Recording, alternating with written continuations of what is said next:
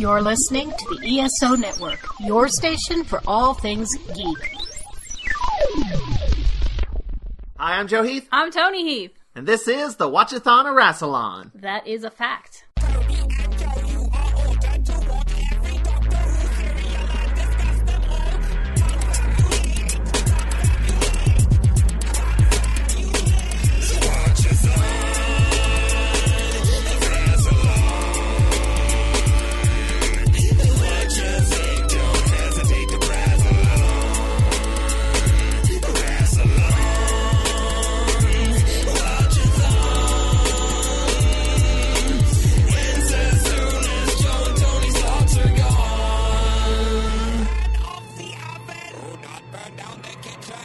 Today we're going to be talking about the 6th and final serial of the 14th season of Doctor Who, The Talons of Weng-Chiang, which consists of 6 episodes that aired from February 26th, 1977 to April 2nd, 1977. True facts! And I want to give a special shout out to Matt Golden for getting us these episodes. Hey, thanks, Matt. You can follow him on Tumblr at mgoldentumbles.tumblr.com. And today we have 2 returning guests with us. Double the fun, double the gum. I don't remember how that... Double your pleasure, double your fun. Right, double the gum. Double gum. Double bubble, right? We have... Let's see, I gotta think about this. I want to go in alphabetical order, and I gotta remember how the alphabet goes. Do you want us all just to sit here while you do it? Got it. Okay. Coming up, alphabetical by last name. Mike Gordon is here. Howdy. Yes, alphabetical first or last. I'm first. I win. What do we have to give him, Tony, for winning? Like a prize? Yeah. Yeah. My attention for the next hour and a half. You know, just the feeling inside I have right now is reward enough. Thank you. Thank you so much for inviting me back. It was such fun last time, and this is one of my favorite stories, so I'm very eager to chat with you about it. Awesome. And coming last alphabetically. In last place. We got Nathan Laws. It's okay, because that was always the case at school, too. But, hey guys, how are you doing? Doing pretty good. Last on the roster, first in our hearts. Aww. Sweet. Wait a minute. You're both first. We're all winners here. Do we get trophies? Yes, if you want them. Participation? You'll have to pay for them and make them yourself. But what's been going on with you guys? Both talk at the same time. Go. I just had to rebuild my computer and restart everything from the ground up. So it was like down to the wire for this podcast. So yay. Oh no. I'm glad you made it. Yes. Thank you. How about you, Mike? What's going on? You know, just living day to day, living the dream, surviving, you know, doing the thing up on the main part of the station. We're just getting it done. And, you know, with new Doctor Who episodes, I mean, double duty for me because with Earth Station 1 and Earth Station Who, I'm recording, you know, 2 or 3 podcasts a week now. So, oh, wow. Yeah, but that's exciting. I mean, I love doing it, especially when it's topics and stories that I really am excited by. So that makes it easier. Where you guys stand on New Who? What are you guys watching it, or are you enjoying it? What's your feelings? So far, I've enjoyed it. We've gone into, you know, deeper dives so far for every episode this season on Earth Station Who, and overall, I think Jodie is amazing. I am warming up to the rest of the Team TARDIS. Officially now. For me personally, I wish the stories were a little stronger, but I think overall, it doesn't suck, so that's a great thing, you know, because that would be bad. You know, it's different. I mean, they've changed so much that, it still feels like Doctor Who, but it's, some of it's just a matter of getting used to some of the changes, and some of it's just a matter of, I know that once they hit their rhythm, they'll probably be fine. But I think right now it's just a little bit bumpy, and they're trying to introduce a lot. Yeah, as far as I'm concerned, though, I haven't been watching the new series since season 4, so I have no idea. I mean, I hear things, but I haven't really been keeping up with it. Well, we talked about the first 2 episodes. The last 2 episodes that have aired, I think Rosa is the best one we've had so far. Rosa was the first really, really good episode. It had a strong story. And then followed by one of the worst episodes. Yeah, Arachnids in the UK was kind of terrible. I'm not I a didn't huge like it fan. at all. I thought it was fun. I really did. I thought it was like they had a lot of fun. I actually enjoyed the last one quite a bit, actually. Yeah, the plot made absolutely no sense. And also, like, just kind of ended. Well, there are a lot of pieces in it that are great. Yeah. Like, that's been sort of the mantra for this season so far, is like, all the individual pieces on their own are, like, amazing. And as a whole, it's just falling short. I really want to get out of these Chibnall episodes. I want to see someone else do one. I hear you. Because, I mean, Rosa was co-written. And I think it's been the strongest one so far. And I feel like that's partially because Chibnall isn't the sole writer on it. So it'd be nice. I want to see more with that's other people. You may be true, but it's still fun. I mean, like, you know, like I said, Jodie is knocking it out of the park. I mean, she, no matter what's going on, she is fun to watch. So Absolutely. Yeah, so far the cast and the visuals have all been amazing. It's just the writing has been a little wonky here and there. A little on the nose is my problem with it. It's like the dialogue's occasionally kind of clunky. It gets smoothed over a bit by the cast being phenomenal. Really, really good at their jobs. Yeah. Yeah, that's our new Who update. Yeah, just a brief update. Yeah, I do think it's interesting. We just watched Rosa, considering what we're about to talk about. A little relevant. But yeah, let's talk about the Talons of Weng-Chiang. There's a guy named Chang and there's a Chiang, which I got him a little confused because I thought, I guess this is the Weng-Chiang. But no, he's just Chang. It's just Chang. It's a different name. just Chang. I just thought maybe I was mispronouncing Chiang and it was just Chang. I like how quickly you just roll with, I guess I was wrong. Half the time I don't even know any of the characters' names. But this one actually has a bunch of really well-named characters. Jago, there's Litefoot, there's Mr. Sin, Weng-Chiang. You don't like Mr. Sin? I wasn't warned about Mr. Sin. I don't like ventriloquist dummies. They frighten me, and I was so angry when we started watching the serial. And I was like, no one told me there was going to be a dummy in this. How important is this dummy? Because I hate it. See, the thing is, I was already traumatized by the time I saw The Deadly Assassin. So, like, everything from that point on was like, oh, this is easy. Because my 5-year-old self, I was really traumatized by Deadly Assassin. Was it the Crispy Master? Well, the clown. Oh, right. Oh my god, I had already blocked that out. All the stuff going on in the Matrix was freaky. The giant spider, all the different stuff that was in the Matrix was freaky. So, yeah, I was disturbed by all of it. They say, the British fans often talk about hiding behind the couch, while watching Doctor Who. The Master is the only thing in Doctor Who ever to make me hide behind the couch. The only thing that's made me hide behind the couch so far is the Fury from the Deep. Oh, God, yes. It's so funny to me because I was, I experienced that one first as a novelization. And then when I saw that footage, I was like, oh, this is nowhere near as terrifying as I thought it was. And it's just fun to me that you found that, like, the visual of it terrifying. Why does that have to be the only piece of footage that really exists? It's because it was so scary that they cut it. And that's why it still exists, because the cut reel somebody found while going through a film vault. And so we have those cutscenes. Should have been left cut.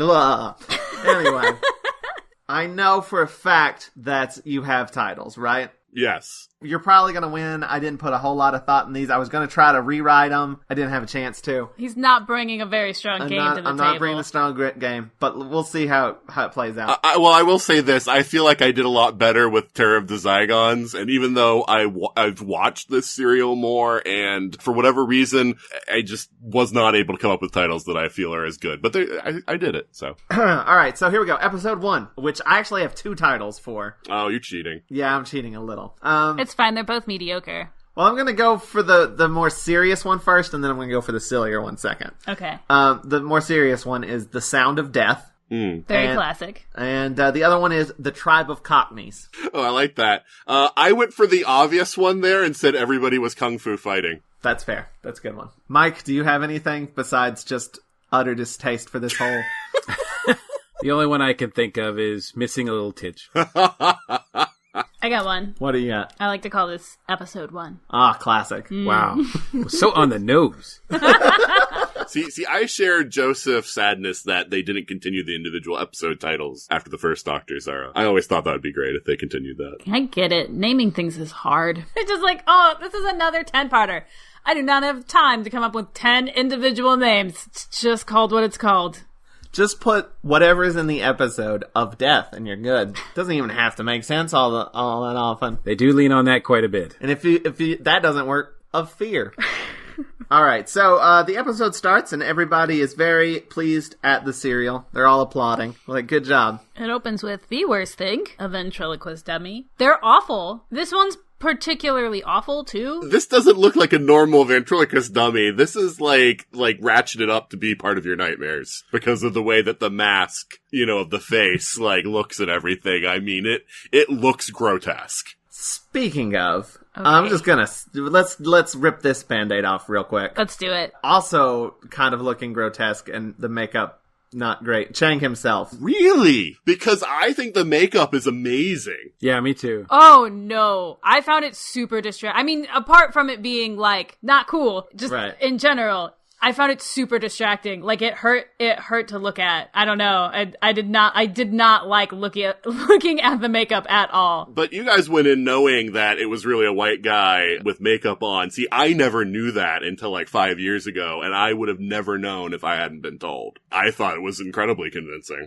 Fascinating. I think I knew, but it didn't, I hate to say this, but it didn't bother me because, growing up, I was used to seeing, Warner Oland as Charlie Chan. I love watching Peter Sellers. I actually begged my parents to go see the Fu Manchu movie because I really wanted to see that movie where he's depicting himself as, English actors was not uncommon for me. It was not an unusual thing. Now, I didn't really understand the implications behind it, but to this day, I kind of have more of if this had taken place somewhere else or if the guy had been in blackface the entire time, that would have been very difficult and uncomfortable to watch. And there's no reason why this shouldn't be either, but because of my upbringing and everything like that, I just don't automatically see it as a racist thing. I just see it as that's just the way that the English portrayed things.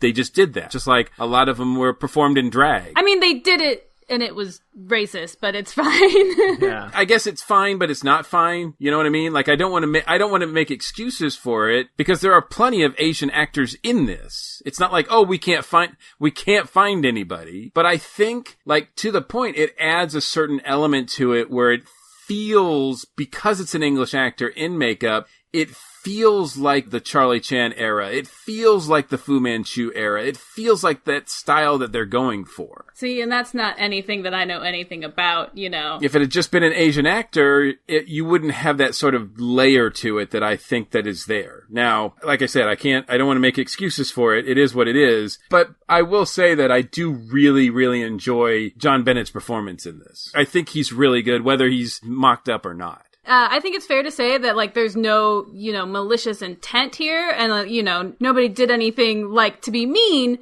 but that doesn't mean that, the effect that it has wasn't negative. And there's tons of dialogue that's not appropriate either. So it's not like it's just the makeup, right? Right, but they're ratcheting up the stereotypes on both sides of this because this is stereotypical Victorian, and even the whole thing with the Victorian policemen and everything else, they all behave in a very stereotypical way. But the thing about Chang, and this is the thing that the script does, he's the smartest man in every room that he's in until the doctor shows up. And he's running circles around these people, playing up to the racist stereotypes. One of the things that I had read just before we started the podcast was that the script has Chang doing the RL substitution only when he's on stage. So again, it's one of those things that's part of his performance. He plays up to the stereotype of, oh, we can't pronounce, English words, correctly. So, I'll put L's in for R's. But then when he's not on stage, he doesn't have that thing. And so that's the thing. Chang is playing up to that. And I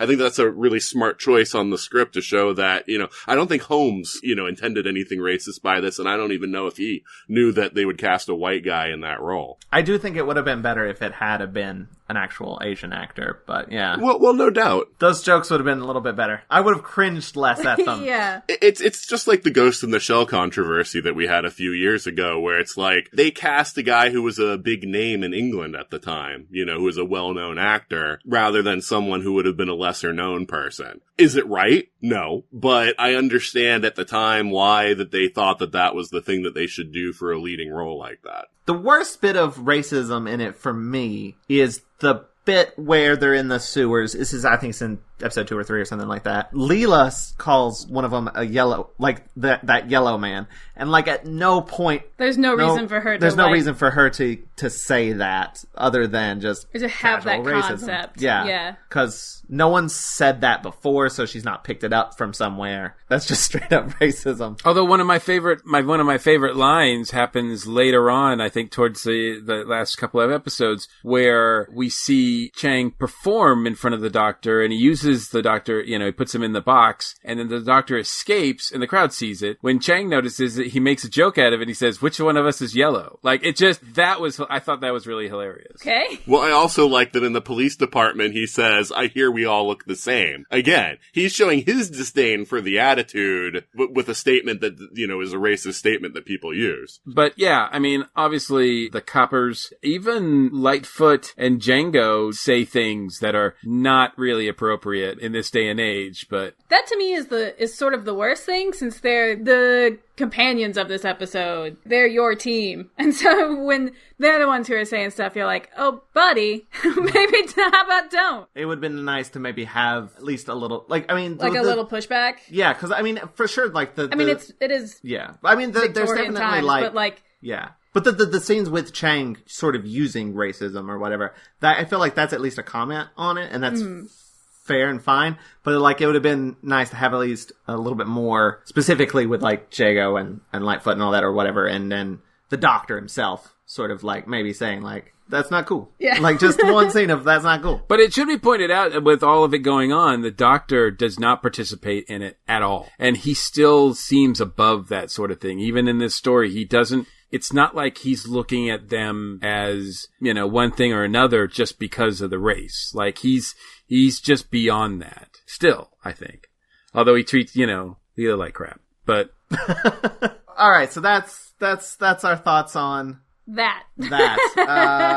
So we got that out of the table, right? You have to address it. You have to. Yeah, absolutely. It's here's the thing. It's definitely unfortunate. It shouldn't have been done, but it's problematic, but you can still enjoy it. Absolutely, yeah. Yeah. And there's plenty to enjoy. If you just completely shut off anything that's problematic, you're probably not going to watch anything. God, there's literally nothing. It does make it, like I said, this is, and I'm serious, this is one of my favorite stories of Doctor Who, period. I mean, it just is. Unfortunately, it does make it a little difficult, because when you say that to people who are familiar with the story, they're like, really? Because that's really racist. And I'm like, that's not why it's my favorite. It's not, you sort of have to defend it a little bit more, and that gets to be a little awkward.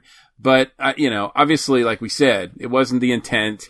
Once you sort of overlook it, which you can, and I understand people that can't. Like I said, if I was Asian watching this, and that performance might be akin to why not watching someone in blackface for a whole story, which would be very uncomfortable. I mean, I did find it very uncomfortable. Despite that, there are things that I was able to enjoy in the serial. I mean, we had the same situation really in Enemy of the World too. So yeah. But in both cases, the actors are giving really good performances. It's just at the same time you're like, oof. Just every so often you have to make that sound. Anyway, so episode 1, there is a dummy and I hate it. We've established that. His name's Mr. Sin, and he's played by Deep Roy. Deep Roy, young Deep Roy, who I mostly know from Charlie and the Chocolate Factory. He played all of the Oompa Loompas in the Tim Burton version of that. He wasn't the singing voice, that was Danny Elfman. But he was the body of the Oompa Loompas. I honestly don't know what else he's done. That's the only thing I know him from. And Mr. Chang and Mr. Sin do a show, and it goes really well. And we meet Jago, who is he owns this place. And he's freaking delightful. Sure is. He's like a lovable used car salesman. That's a great description. His dialogue is always full of overly elaborate wording. Well, yeah, I get the impression with Jago that he's a guy that came from, like, a lower upbringing and is always trying to, like, make himself appear to be, like, you know, like, I'm well-educated and I'm posh and whatever. So, you know, he's probably somebody that's had a little bit of, like, a social mobility in his life kind of thing. But, yeah, he's always trying to make himself out to be bigger than he really is in every way that he can. He's also a guy who fancies himself. He wishes he was an artist. He wishes he was on that stage performing, and you know, it's all he can do to bring, you know, that like sort of host the shows, and he sees himself as part of the creative process. But I mean, he's such a fanboy to Chiang, which is amazing. Like, you know, he's not just a performer to him. He's not just a moneymaker. I mean, he's generally impressed by him, and yeah, despite the fact that he's interested in, you know, he's got all these, like, you know, personality handicaps or whatever, he is charming in his own way. And he's not evil, so that's like, you know, he's not like this evil theater owner that's just trying to make money. He's just your idiot friend. I gotta say, I really love that scene, though, where he's talking about, like, you know, like, I have to deal with the public, I've got to give them the tickets, you know, I've got to, you know, greet them. He's like, you don't know what kind of a strain it puts on me. It's just like, oh man, I think everyone who, you know, deals with, like, a public-facing job understands your pain there, buddy. Him and Chiang have both actually been on Doctor Who previously. Yeah? Chiang was in Invasion of the Dinosaurs, the unit guy that was actually leading the... Yeah, Operation Golden Age. He was sans makeup. When I saw him in that, I always thought he kind of looked like Gomez Adams, from specifically from the movies, not the TV shows. Jago was in Inferno. Yeah, he was Sir Keith in Inferno. Yeah, and he's also in New Who as well, in Midnight, I believe. Really? No, it's either Midnight or Unicorn and the Wasp. I think it's Unicorn and the Wasp. Oh, I love Midnight. Midnight has Patrick Troughton's kid. Were those some Joe facts? Those are some Joe facts. Hey, thanks. Joe facts! And Deep Roy is a Oompa Loompa. Also, this is a Sherlock Holmes episode. It sure is. 2 or 3 years before he actually was Sherlock Holmes. Tom is auditioning here. I think it's the only time Tom doesn't wear the scarf. Yeah, they were talking in the DVD extras about how the design originally had him with the scarf, and he didn't like it. You know, if he was going to do like a Holmesian thing, he wanted it to be like a true Holmesian thing and not have the scarf on. Robert Holmesian. Holmes does Holmes. Well, after there's a scene where this guy comes in and is accusing Chiang of kidnapping his wife. Yeah. And Chiang is basically like, that's not true. And gets him to leave. And then that's when we see the first instance that the dummy is alive.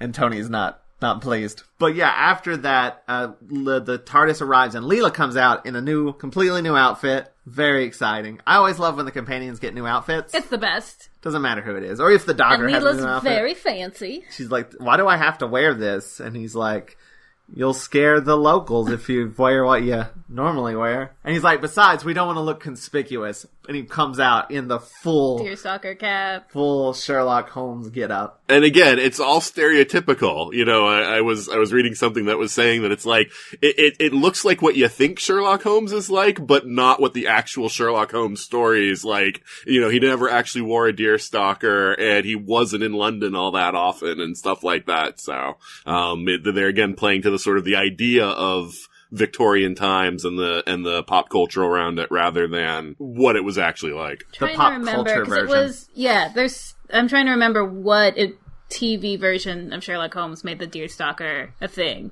It was definitely one of the TV versions. I think it might be older than that, because I think it's I think Basil Rathbone was doing it when he was doing the original movies. So I think. Oh, you might be right. So I think the Deerstalker's been around for a long time. It might have even been on stage. But yeah, it's never been in the books, along with like Elementary, My Dear Watson. Yeah. Never. Those were not. That was.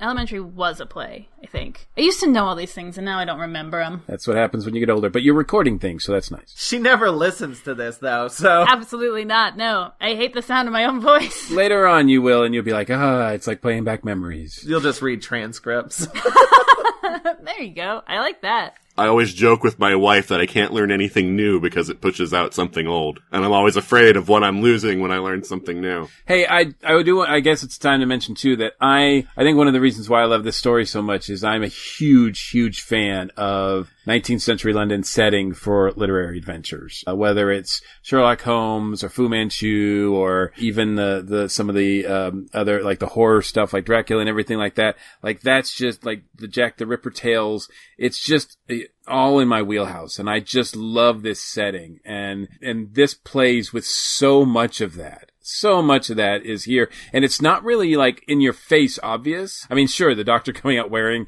the Sherlock Holmes outfit seems in your face, but there's not an element where they're like, oh, let's talk, like it's not like he's the greatest detective or nobody mentions Sherlock Holmes. There's a couple of references to the Ripper, of course, because women are disappearing. Robert Holmes does a really good job at kind of laying the groundwork there and using that setting that we're all familiar with. And to me, nobody does this stuff better than the British. Like, if you're going to produce something in this time frame, like if it's a BBC production, British production, it's going to win me over. It's right in my wheelhouse. Well, sure, they got all the stuff there still. Exactly. No, exactly. A lot of places haven't even changed. Like the buildings are still there. The streets looked exactly the same as they did then, you know? Well, the BBC had all the costumes, but then you have all the locations already there for you to work with, so. For an American production, it'd be like, man, we got to make all this stuff. We got to, like, for England, it's like, no, we got, like, if you're producing this in England, it's like, yeah, we need a low budget story to do. It's like, let's do one in 19th century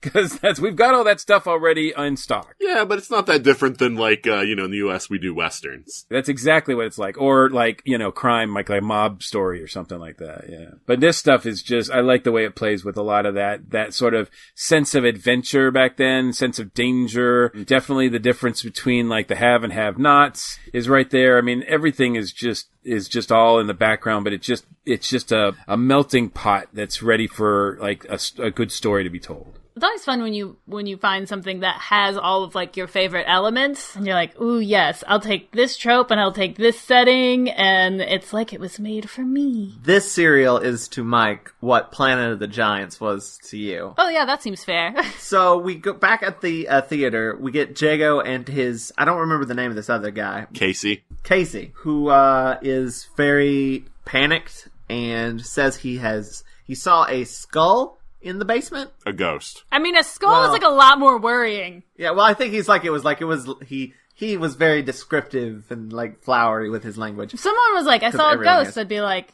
oh, that's spooky. If someone was like, I found a skull, I'd be like, okay, well, we gotta do something about that. Saying it was a ghost with you could see the skull. Gotcha. Like he was like describing this ghost. I have a problem with this though, just in that it's not a very good deterrent because you might scare away the person who's right there, but after they go and tell everybody that there's a ghost, like at daytime people are going to go down there and start investigating. So if you're trying to hide your secret entrance, I'm not sure it's really the best thing to keep people away. Yeah, I couldn't really tell even later on when we actually see it. I couldn't tell if it was like set up as a defensive device or if it was just something that was happening. I don't know. I didn't really get the idea of what the purpose was. Oh, I thought it was to keep people away from the secret entrance. But it doesn't show up often enough. Like when the Doctor and Leela are down there, it doesn't show up. Like it's not like an automatic that you think like, cause they were the Doctor was combing through that room trying to figure out where the secret entrance was and he didn't trigger it. So I'm like, well, it can't be that effective. Maybe you have to stand in a very precise location that Jago just happened to trigger. It's just ran out of batteries. There's a great line here cause like Jago doesn't believe it and he's like, have you been drinking? And he's like, no, sir. And he's like, well, you should start. And like hands him a little flask. But he's like, after the show's over, I will go down there and look around with you. Meanwhile, your favorite little buddy, Mr. Sin, is chasing down this guy whose wife has been kidnapped with a knife. That's when we cut to the Doctor and Leela. And she's like, what is the name of the tribe here? And the Doctor goes, Cockneys. And I thought that was great. But then they hear a scream, and that's when Leela's like, the sound of death. She's so dramatic. I love her. She is great. She's so awesome. She really is. She shines in this story. Oh, absolutely. God, and she later actually says like she knows the different sounds of death. Leela's hardcore. Sarah Jane Smith is probably my favorite of all time, but Leela is a close second. I'm glad they didn't try to copy Sarah Jane, because it would have been easy to go like, well, it's, she works so well with Tom that we need someone, a character that's just kind of like that. No, they go the complete opposite way. And, Leela is someone different that we haven't seen in a companion like this before. She's amazing. To me, she's like a more dangerous Jamie. Yeah, because the same thing. She's not dumb. In fact, she's really smart and picks things up really fast. She's just not educated. And so that's, part of this whole thing, this dynamic with the Doctor trying to educate her. But she just doesn't know a lot about the world or the universe. But when she sees things, she gets it pretty quick. I think the big difference between her and Jamie is I think Jamie's kind of softer and just goofing around with the Doctor, whereas Leela's can I stab something? What's up? Jamie wears a little bit more clothes. A little bit. Well, I think Leela's a little bit more attractive too, but that just might be me. Well, I'll do the coin toss on that one. I think Jamie and the Doctor are a cuter couple. They get along a little better. He doesn't abuse Jamie quite as much as the Doctor abuses Leela. So they're just platonically married. The Doctor and Jamie. They are. They go investigate this sound of death, and this is when we get into your title. Everybody starts kung fu fighting. There's about, 5 or 6 Chinese gang members, I suppose. Which all but one of them is really a white stunt guy. The one they capture is the only legitimate Chinese guy. The fight scenes are pretty decent. There's one shot that got cut out of this for a while because nunchucks. That cracks me up. The UK wouldn't show nunchucks for a very long time. Like when they released the Ninja Turtles cartoon, they replaced his weapon with something else. I don't remember what it was. I don't remember either. I remember that it's dumb. And also, they're hero turtles. Yeah, they're not Ninja Turtles. They're hero turtles because ninjas were also not allowed, I guess. Too violent. I don't know what the specific, beef is with nunchucks. I don't know, because they didn't replace any of the other ones. It's, swords are fine. I think it's because nunchucks are easily replicated in the home, whereas most people don't have swords hanging around. You could pretty easily get 2 sticks and put a string between them and start trying to hit people with them. You could just do that with just a stick. I was going to say, they didn't take away the bow staff, Don's bow staff. It is true, though, because I do remember nunchucks was a thing. There was a lot of parents and schools, and a lot of folks were against those, I mean, those seemed like they were right up there with switchblades. No. God, I sound like I grew up in the 50s. That big switchblade problem we had. It's topical to bring up the violence issue, though, because that was the big controversy in Doctor Who at this point, was that, the show is just becoming so violent. With me, watching it in the 80s, that just makes me laugh because there's so much on American television that was so much more violent that kids were watching. But, it was a big deal that Doctor Who had become a darker show and had become more violent. And, there was a huge public outcry about it, which is why this is the last serial that Philip Hinchcliffe produced. And they bring in a new producer with the next serial who is there to basically lighten things up. I read somewhere that this being Hinchcliffe's last is the reason why the budget seems to go up a bit. Because he was like, refilm it. I don't care. Do it here. Right. He's like, what are you going to do? Fire me? Let's just throw some money at it. It's not mine anymore. He's so good, though. I mean, Hinchcliffe remains my favorite showrunner of Doctor Who of all time. I mean, he definitely made his mark on the franchise, and this one was perfect one for him to go out on, I think. It's a testament that, the past, I don't know how many we've watched. It's just been this is good. This is classic. This is a classic. This is a classic. Yeah. I mean, this season, basically. Just nonstop hits. Yeah. But, they all fight. They capture one of them, and the Doctor studies a nearby sewer grate, which will lead to some silliness later. The cops arrive, and they get taken by the cops. Then we get some more magic show of Chang floating a lady. The part on this that made me laugh is that when he's taking the sword to sort of prove she's not held up by wires, he sweeps the sword in such a way that he's just going just a tiny bit underneath her and above. Well, no, underneath he goes pretty far, and it's above her. He's just barely going above her,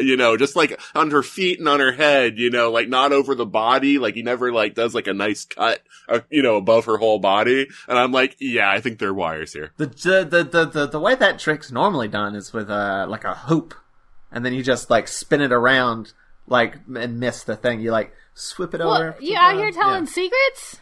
It's not that big of a secret. No, Joseph, it's done by magic. I'm pretty sure, like, Dave Barry, or not Dave Barry, who's the guy that played Dave Barry? Harry Anderson taught me how to do that on, like, some dumb magic program they used to air on, like, ABC or something.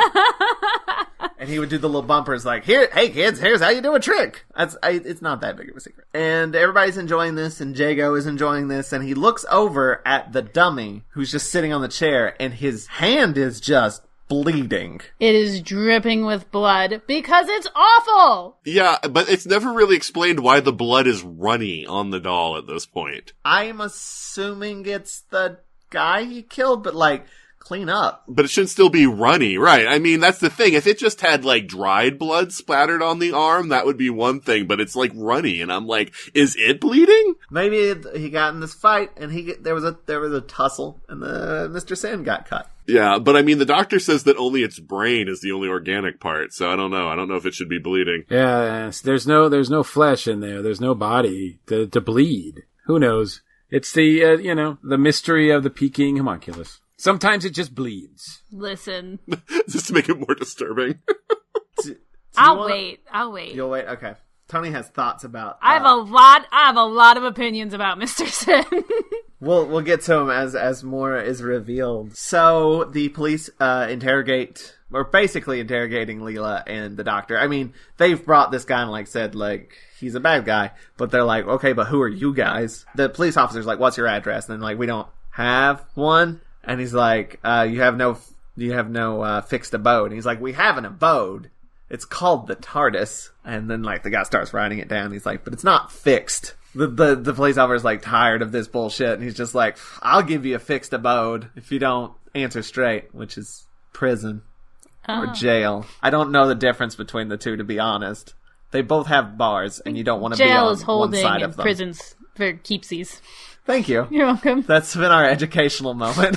She's not wrong. Tony facts. Tony fact! But they're like, we're waiting for an interpreter to interrogate the guy you brought in. And the doctor's like, don't need one, I'm here. Sits down and starts chatting with him. But he won't talk because this is probably just an extra and it would cost more to pay.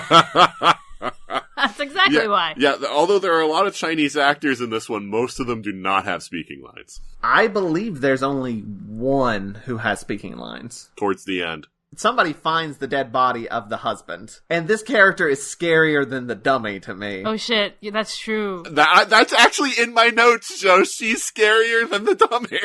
This old lady is just like, look in the water! It's a floater! Oh, you wouldn't want to get that with your onions. Yeah, that onions thing, that's like the weirdest thing. Make a horse sick, that would. What does that mean? Whatever she's doing at level 10. The director in an interview talked about how when they were going to film that scene, she handed him something in a paper towel and said, hold this. And he's like, what is this? And she's like, it's my false teeth. And then she went off and did her scene. So that she looked more, more messed up because she didn't have her teeth in. Right. But she just handed it to someone and said, hold this? Yeah, she handed it to the director. Oh my god. It's amazing. That is a wonderful story. And that's the beauty of filming like stuff like this in England, because they just have those people like, they can just like throw a rock and hit like about 40 of them. That way they just put in like that. It's amazing. Oh, that is money on screen. That's what that that was is. Just somebody's neighbor, and they were like, yeah, come down. I'm glad she's like, it's my false teeth. What if she had just went, you'll see, and then just walked away? You wouldn't want this with onions. Oh no. Oh goodness. But yeah, then Chang shows up to the police station. He is the interpreter. He's the translator, yeah. Yeah. And the doctor recognizes him, which is when Chang says the thing about... I suppose we all look the same. Well, there are the posters, though, all over. The reason the doctor recognizes him is that there are posters all over when they're walking around of his act. Advertising to come to the theater. He sits down to talk to the captured guy and pulls open his ring. It's got like a poison ring. And a little red thing falls out. Little tablet, and the prisoner eats it and dies. So dramatically. The doctor, has the most inappropriate reaction to it, which is he just starts laughing. Well, because he says to Chang, like, oh, I recognize who you are. You're Lee Sen Chang. Do a trick. And then as soon as he says do a trick, the guy does that really dramatic thing. And he's like, oh, how'd you do that? You know? What a good trick. He just laughs so hard at a guy dying. I think it's great. Well, but then he, like, as soon as he realizes the guy actually died, he, like, instantly drops the laugh and rushes over, so. Yeah, and he's like, he's died of scorpion venom. And Chang's like, oh, that's weird. Anyway, bye. Well, you don't need me anymore. He said, and then died. I don't know what else to translate. Sorry. They don't seem appropriately suspicious of him. They're just like, oh yeah, sorry, the guy died. That happens sometimes. I think the doctor's definitely suspicious, but still, The doctor... cops, not so much. Well, Chang's been here for a while. I wonder if he hasn't used his hypnotic powers, like, a lot before the doctor arrives on the scene, and that the cops have just been sort of conditioned to not, like, think anything weird of any of this. After he leaves, the doctor the doctor's like, I'm going to help you guys figure out who's doing this, figure out what's going on. And the police are just like, okay, like... He starts giving orders, and the police officer's like, yes, sir. Yeah, he literally says, yes, sir. And like, you were like, just like 5 seconds ago, you were threatening to lock him up. And now you're just like, letting him take control. That's when the doctor gets serious. That's when the doctor, like, goes into command mode. And really, like, once he's there, like, everybody just, I mean, he's the smartest guy in the room, and he's the guy that knows what's going on, and everybody has to pay attention. Like, I feel like that speaks more to the doctor really, like, selling how serious this is now than anything else. Well, you even see with Jago's reaction to the doctor, like, he finally verbalizes what other people must be thinking. He just assumes when the doctor comes in and says, I'm doing an investigation and this and that he must be an official person. Yeah, well, I mean, he is dressed like Sherlock Holmes. Come on, man. He is wearing the uniform. Yeah, Jago's just like, yeah, he's here on behalf of Scotland Yard and everything. It's like, the doctor never said that. Jago just assumes it. Then we get a lot of, like, exposition sort of starts happening at this point. There's Jago and Casey are looking at these missing girl posters. So we get a lot of, like, talking about the missing girls and Jack the Ripper, and they almost connected to Chang, but not quite, because, like, that one guy came up and was like, you hypnotized my wife and stole her. So they're talking about this a little bit. Then Jago goes and checks out the dummy to be like, what's up with this thing? It's evil. And it opens his eyes when he prods it, and yet he doesn't notice. And I'm like, how do you not notice that it looked, up at you when you prodded it? He does get kind of immediately distracted by Casey showing back up, and Jago's like, "Rah! Don't do that." And then the doctor does his own exposition about. I don't even remember why he brings this up. But he's talking about a cult that believes in Weng-Chiang. Maybe it's tied to the scorpion venom. I don't. Yes, it was. Yeah. It was. The guy had a scorpion tattoo on his hand. So he said it's the Tongue of the Black Scorpion, which is this Chinese organization, and they worship Weng-Chiang, and so he was bringing all that stuff up. And they are going to the coroner to find out about the body that the husband that has died. And we get our second delightful character. The Litefoot character. Oh. Everybody loves Jago and Litefoot, but I think Litefoot and Leela would be a better show. I'm down for there is a that. Jago I and can see that. Litefoot show though, right? No, I know. It's Big Finish, yeah. Yeah, we've seen that show, though. It's called Pygmalion. But, Litefoot is, yes. Enter Litefoot. And he's basically the Watson in this story. It's not Leela because Leela's too fighty. So this guy's a medical guy.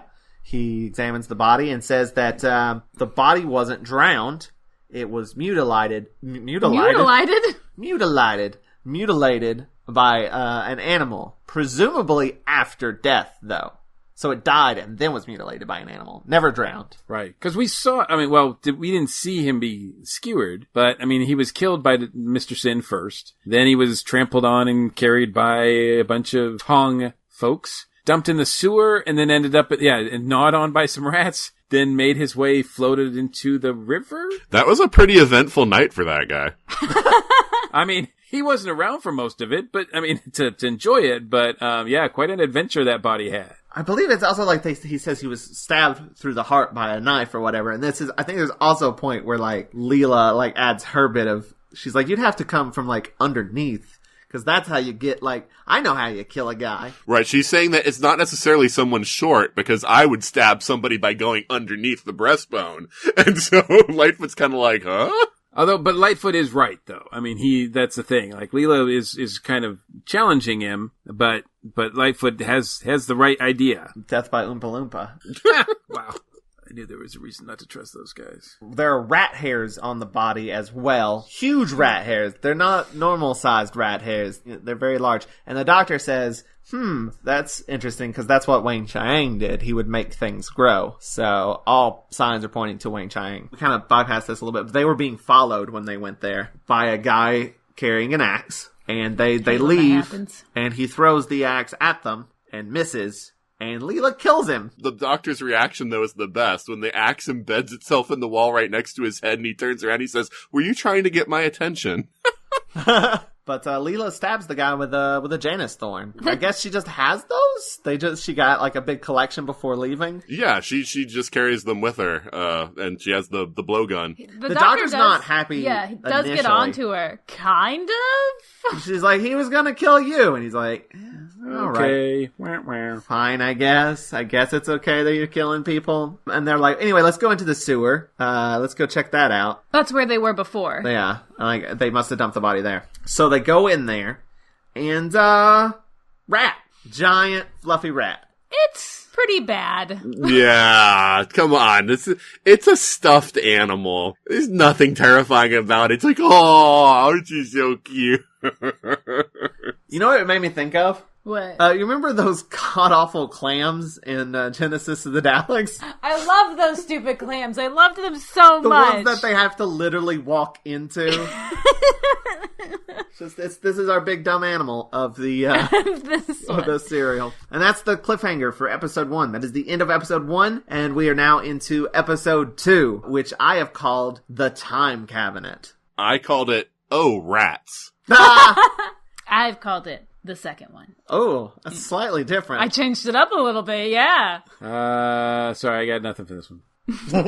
So, the doctor throws a bottle of something at it, and there's fire. Yep. And then they get out. I don't know what he threw. Obviously, this time period of Doctor Who, a lot of, attention and fun is made of the various monsters and creatures. They obviously didn't have a lot to work with this one, but I think they did a really good job, like, with it, making it dark enough so that it really wasn't insanely obvious. It's not scary, to your point. It doesn't make me go behind the couch by any means, nor did it at the time, but it could have looked, I certainly wouldn't put it even close to my top 10 of worst monster effects. I thought they did a really good job, cause it's, even when I was watching it this past weekend, it's really dark. I mean, they really do a good job with the lighting, I think, and making it sort of like, yeah, we know that it's a stuffed thing and we're doing an extreme close up on it or whatever. But, we're making do, and it works for me. It doesn't take anything away from me. The designer was promised that it would never be in close-up. It was only going to be used in long shots, and he was mortified. This is another one of the interviews on the DVD. He was mortified that they had it, because he's like, you can see that the teeth are cardboard so clearly. I do think there is one effective use of it, so we'll get to that later. But I do think there is it's definitely not as bad as the clams, but it is that sort of similar, this is just a thing thrown in to have a cliffhanger almost. It's not thoroughly necessary. The atmospheric lighting that Philip Hinchcliffe used a lot in his time in Doctor Who certainly helps. One of the problems with them lightening the show, as you'll see in the coming seasons, is that they literally turn on all the lights in the studio. And that is a lot less forgiving to bad props, and costumes and stuff when it's so it's so bright everywhere. So, yeah. But the doctor thinks that the giant rat is guarding something. And then Jago and Casey go looking around. I believe Jago calls Casey a pixelated leprechaun at one point. Yes, he does. Was pixelated a word back then? Well, apparently it was. I think pixelated and pixie-lated. He's saying that he's like a little imp. Gotcha. So it's not like a pixelated picture. You're like a fuzzy-looking leprechaun. You're like a low-res, some sort of fairy creature. Without really investigating the entomology, that's my guess, is that it's referring to pixies. Not the band. That's also anachronistic. But they find a lady's glove, which conveniently has her initials on it, which is EB. She was a big fan of Charlotte's Web. I'm glad somebody laughs at my dumb jokes. No. There's a spider down there later, too. So, It's all connected. This is also, keen to point out right now, too, Holmes writing this story, there's so much going on here. We've got this mysterious magician. We've got the tongue of the black scorpion. We've got this missing woman. We've got this huge sewer rat that's and the doctor, even though it's a huge sewer rat, he's not saying, oh my God, there's a monster here. He's saying there's something going on that's affecting the genetics of things here. He's looking at it from a totally different perspective than everybody else. Everybody else is just saying, oh my God, it's a giant rat.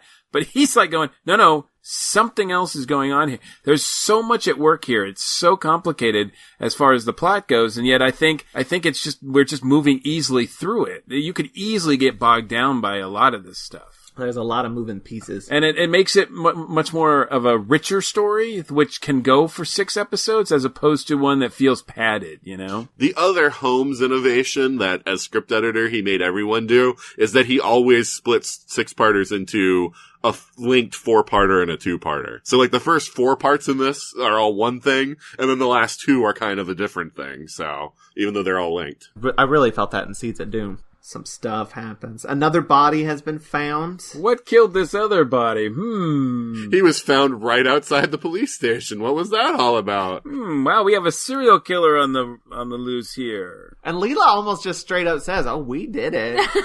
Yeah, because the policeman's like, you wouldn't know anything about that, would you? And she's like, of course, I was rescuing the doctor. And he's like, come on, Leela. She owns up to it. Yeah, that's cool. I like that. She's not just owning up to it. She's proud of it. Oh, yeah. Jago has a chat with Chang and is offering him a raise. Chang, his eyes start to glow. He hypnotizes Jago and tells him to forget about the cab driver, which is the husband, right? Mm-hmm. And it's interesting because Chang doesn't know that Django's been in his room looking at his props, right? He's just trying to cover his ass about the dead husband, but he has no idea that Django's kind of almost onto him about other stuff too. And then we find out more secrets. Chang goes into the basement. He gets into a secret underground lab where we meet the Phantom of the Opera. Wearing a nice hat. Nice leather hat. Cozy. He's got some kind of disease that dead ladies help fix, basically, right? That dead ladies help fix? Yeah, right? Yeah, you're not wrong. That's what my notes say. There's a phantom who has a disease that dead girls are fixing. Young dead girls. Yeah, that's the weird thing about the disease is that, I don't know, I think that's a personal preference. I think anybody would just do, but for some reason, he wants, these young, attractive women. He doesn't, you can't just bring him any sort of bum off the street. Well, the terminology that's used for it, though, is really, all food-related, plump, juicy, fresh. The words that they use to describe the people that he needs is just kind of it's cannibalism, but without, actually having somebody chew it up. That's kind of the imagery they're trying to evoke. But yeah, I think that he's just going for women because in this time, women are less likely to be able to defend themselves, and it's just easier to pick women off the street than it would be a guy. You can also just attribute it to Jack the Ripper and you're scot-free. He does definitely have an aesthetic preference. Because later on when Leela gets captured, or not captured, she specifically goes in there. Well, he makes some comment about it. What does he say? It's too muscly. She has muscles like a horse. He's this is going to be too stringy. It's what are you bringing me? This one works out. There's some aesthetic preference there.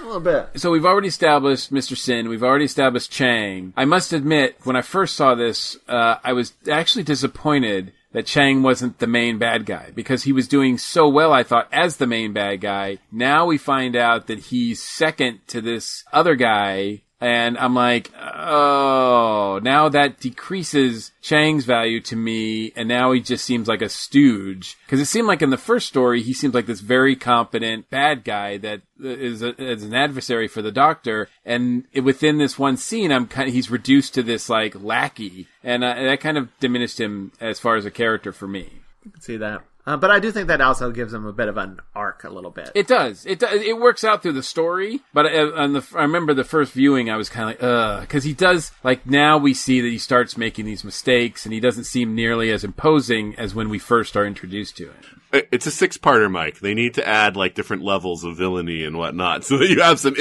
you got some stuff going on over all 6 parts. I get it, but who would have thought that out of the 3 of them, Mr. Sin would make it to the end and not Right.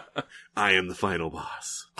Mr. Sin for the win. And it's also in this scene that he sort of says that what their goal is that other than, him to eat ladies, is they are looking for a time cabinet. What could that be? I also think that this is the first time ever in Doctor Who, and it doesn't actually reappear until much later. This is the first time we get a mention of a time agent. Yeah, until the new series, really. Yeah, because he's afraid of, like, time agents coming in and messing with him. I bet there's some Big Finish story about that somewhere, probably. Yeah, there's been a lot of Big Finish references to this story since then, but which is really strange because on one hand, we find out later he believes he's the first one ever to, like, time travel. I'm the first man to time travel!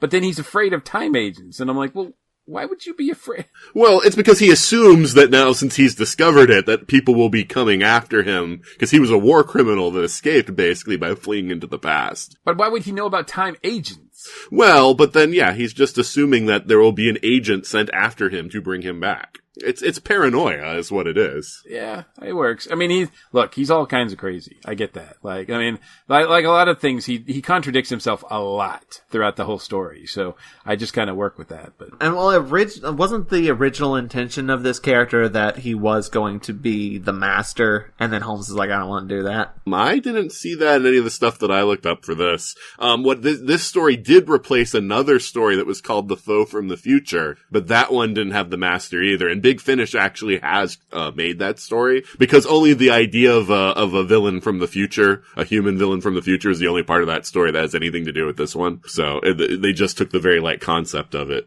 completely redid it. I read somewhere that the original pitch for this thing, or whatever the original storyline was, I mean, the time cabinet would have been the Master's TARDIS. His whole plot is that he's regenerating. You don't remember where you read that? It was I think it was on Wiki, the TARDIS Wikia, but he says something about, like, he's regenerating. So it'd have been like the Crispy Master trying to regenerate. I think Hinchcliffe or somebody wanted to bring the Crispy Master back, and Holmes was just like, no. He's too smelly. No, thank you. I have always thought of this guy as being like, the equivalent of Star Trek's Khan, who instead of, like, fleeing in a ship and going out into space, went back in time. And so Litefoot invites them to dinner. They're on their way until the Doctor decides, I'm gonna go check out the theater. Oh, right, they're in a cab. How much more Victorian can we get? The Doctor just, like, gets out of the cab as they're on the way to his house, and he's like, hey, we were going to it. What?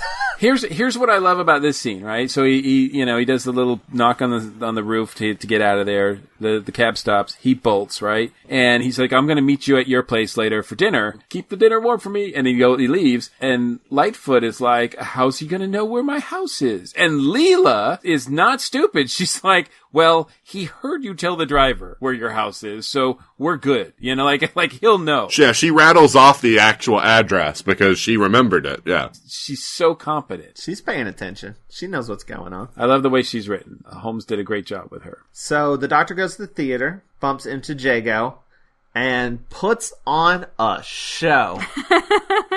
Starts pulling scarves out of his pocket, makes a bird appear. He's not very impressed. So that means the Doctor must carry a bird around with him all the time, just so, in case it ever comes up. He's got them Time Lord pockets. He's got the Batmobile in his pocket. Why not have a bird, too? He's like, basically, I'm auditioning, and then Jago's like, come back later, man. I'm busy right now. But then he hypnotizes Jago. Basically, is like, have you been hypnotized before? And he's like, yes. And he's like, I was told to forget stuff. And he's like, well, remember what you forgot. And he tells him about the cab driver. I think this may be when he puts together the thing about the glove. That the glove, EB, belonged to the cab driver's wife, Emma. Whatever her last name was. Buller. Then the Doctor and Jago go into the basement to investigate. And that's when they find that spider you talked about. Yeah, they find a big old spider again with the idea of the genetic manipulation that's going on, which could be affecting all spiders, but that'll be another episode of Doctor Who much later. Much later. Yeah, it's as big as the doctor's hand, but he picks it up, which is one of those things that I'm like, if there's a spider as big as your hand, don't pick it up. Don't touch it. Leave it where it is. Just let that thing be. Well, this is a guy who finds rats very adorable. Like, he's like, there's nothing to be afraid of. Well, rats are adorable. They're just little fuzzy friends. Not sewer rats. Fair enough. No, yeah. Especially not if they're large enough to eat you. I mean, any rat's big enough to eat you. It just takes a lot longer. It's true, though. They will. That's a Joseph fact. Joe Facts! Then we get another great Leela scene. They show her and Litefoot show up at his mansion, and like he's like got a big like dinner table thing set up, and he's like, help yourself, and she just like grabs like a whole like turkey or something and is just like gnawing into it. She's got like a leg, I think. Right, and when he points out that there's a knife, she just grabs it and starts hacking the meat off. Like, what, knife in one hand, big hunk of meat in the other, and just like cutting off portions and just chewing on them as she's cutting them. And his reaction to this is so good. He's just like, all right, and like grabs the other leg. I was like, I guess this is what we're doing then. Yeah, he doesn't want her to feel ill at ease because she's a guest. So he's like, well, I better do what she's doing. The thing that I think is greatest about this, though, is comes up in the next scene where it's like the one thing he won't stand is for her to wipe her hands on the tablecloth. Yeah, he's almost belligerent about it. He's like, oh, napkin. Everything else is cool. She can drink from the punch bowl, hold the big chunk of meat in her hand and eat from it without a plate. But yeah, that's too much. And also at this point, Chang and Weng-Chiang. That's hard to say. Chang and Weng-Chiang. You got it. Everybody Weng-Chiang tonight. That was going to be one of my ideas for a title. So, but it seemed really obvious. But I think it had to be said at some point. So it had to. Yes, right? it did. Yes. It's just sitting there waiting to be done. So we've all waiting Weng-Chiang. But they're like going around, I believe in their own cab, trying to hone in on the time cabinet with Weng-Chiang's magic cinnamon roll. So the best thing about this scene is something that you wouldn't know unless you watch the DVD extras, but there's this big mound of hay on the side of the road as they're riding by. They told everybody to clear their cars off the street where they were going to be filming. Well, there was one couple on vacation and they had a Porsche out there and they were like, crap, this Porsche is going to be in shot. What are we going to do? Because, they had horses that they needed to use for the set. So they took all the hay and manure. Oh no! Oh no! They put a tarp over the car, apparently, and then they just covered it with hay and manure so that it just looked like this pile of stuff on the side of the road, and hid the car. But you gotta wonder, when your car's been covered with manure, I don't know if the tarp helps or not. Oh no! It's better than no tarp, I guess. I don't... But yeah, what is the cinnamon roll again? What are you asking me? I don't understand. Oh, the key. Yeah, it's the key to the time cabinet. I thought of it as a giant lollipop without the stick in it. It looks like it's that consistency. It definitely looks like food. Yeah, that's that the much is important certain. thing. And it's a sweet of some kind. It looks like something you would suck on, just really big. I'm gonna take that audio clip out of context. God. Chang sends Weng-Chiang back. It's like, I've got this from here. You go back home. Yeah, you go eat. And the Doctor and Jago are still looking around trying to find the secret entrance. But they do find the ghost, which causes Jago to pass out because he is terrified. And, comedy. I know. Well, yeah, because it's just after he said how brave he was, and then it's like he faints as soon as he sees the ghost. The Doctor is just like, it's a hologram. Calm down. That would mean anything to him. And then the Doctor, I guess, sees Weng-Chiang, coming back home. This starts a chase sequence where they're running around this theater chasing each other, and the Doctor gets a horse head dropped on him at one point. They're literally swinging on ropes and jumping on curtains, and there's a lot of great stunts happening here. Very action-packed. Then there's a scene where Jago gets Weng-Chiang hits him over the head with something, and he falls down, and I assume he passes out. But 2 seconds later, he's fine. I don't know if there was a shot cut or something, but it seemed very abrupt that he was just up and talking to the Doctor again. I was like, you just got hit over the head with something very large. He's got a thick skull. I think that's pretty apparent. Well, I mean, sometimes, like, you know, if you get hit, you know, you're just down for a second while you're kind of rubbing your head, and then you're back up again. Other times you get a concussion. The head's a strange thing. It's a mystery. And Jago's basically like, should I call the cops? And the doctor's like, nah, we're going to solve this together. No, friend, I'm here. Yeah. That's better. We're going to team up, and we're going to be detective buddies. But first we should eat. Let's go get some food. Priorities. Meanwhile, back at Litefoot's mansion, Leela saw something outside, and Litefoot has gone to check it out, see what's out there, and he comes back in, and he's like, oh, there's nothing out. Ooh! And then you hear a thump. Then Leela is like, what's going on? And Mr. Sin walks in. What I want to know about this scene is that if they had succeeded, how did Chang and Mr. Sin think that between the two of them, they were going to get that cabinet out of there and back to the theater? That's a good question. Maybe Mr. Sin's real strong. Because, yeah, I mean, Weng-Chiang rode off in the carriage, so it's like, you guys just going to carry it? Well, hell, another cab. Most of those cabs don't look like they have room for, like, a big cabinet, you know. But that's the end of episode 2. We are now into episode 3, which I have called Spell of the Shaman. I called it Date Night. I've called it Steve. Steve? You're not even trying. I can't beat that. So Leela stabs Mr. Sin right in the neck, but it keeps on coming. How does that make you feel, Tony? I don't care for it. I mean, there's definitely a point when it, like, stops being a dummy, you know? And you're just like, it's fine, but I still don't super care for it. Because, yeah, at a certain point, it's just a Doctor Who creature, and it doesn't have those stereotypical ventriloquist dummy. I mean, yeah, like, once to it's moving around, then it stops being in the uncanny valley, kind of. It's clearly somebody wearing a mask, so it, like, that aspect of it stops being terrifying. They actually did have a dummy also, so, I mean, that's part of why you get that uncanny valley, because in some scenes it's unclear which one it is, and it looks the same, you know, every time. It's not, like, obvious when it's the dummy. Other than in the final scene where the Doctor's fighting it, then it's very clear it's the dummy and not. He's like whipping around Deep Roy. When it's moving around and stuff, it's like less scary because I'm like, oh, that's just a person. It's not the effect I think they were going for. I think it's the opposite, actually. So outside, the Doctor has shown up for some grub. Chang sees him and pulls a gun on him. Like, there's so much happening right here at once. So Leela does like this acrobatic, she like jumps onto the table, she jumps onto the couch, jumps up onto the table, then leaps out the window. Team Sweet Flips. Crashes through it. And the Doctor's like, what? And like moves just as Chang fires, therefore missing the Doctor. Yeah, he misses a number of times. He is not a very good shot. I think that's just a bad guy trait. I think that was the makeup on his eyes were causing him not to be. Leela continues to be a badass. Chang and I guess he gets Mr. Sin. But like he gets in a cab and is like they're driving away, and Leela just runs up and jumps on the cab. And the Doctor's like, Hey, slow down. What? I'm the action one. What am I, William Hartnell? Calm down. He takes care of Litefoot a bit, who has a bump on his noggin. You said something when we were watching it through, where you're like, I know these two characters have like a spin-off show. Have they even had a scene together? Not yet.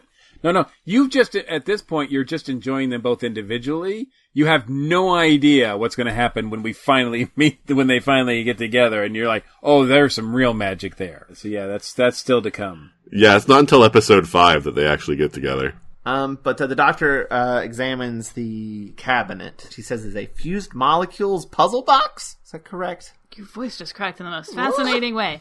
Yeah, it's fused molecules, is said, and also he says it's like a Chinese puzzle. Or Litefoot says it's a Chinese puzzle box, but the Doctor says, this is fascinating, it's got fused molecules. It shouldn't be in this century at all. He doesn't mean puzzle box, so it's literally that's what it is, but yeah. Because Litefoot, I guess he was in China? For a little bit, yeah. Yeah, his father was a diplomat with the Chinese government. And that was a gift.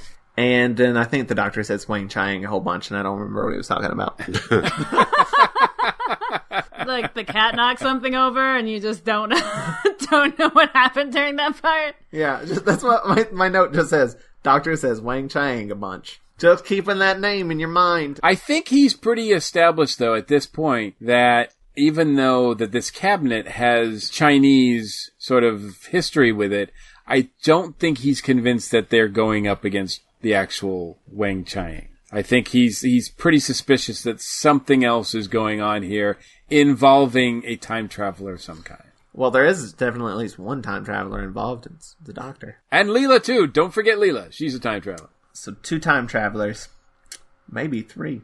We'll see. Maybe 4. Leela follows Chang and sees the secret entrance and how to get in it. In the secret lab, Weng-Chiang's just chopping up some meat. Gross. It is. It's very gross. And he gets really angry at Chang for failing, for not coming back with the time cabinet. And this is when Weng-Chiang feeds the meat to the giant rat. So the giant rat's his little pet.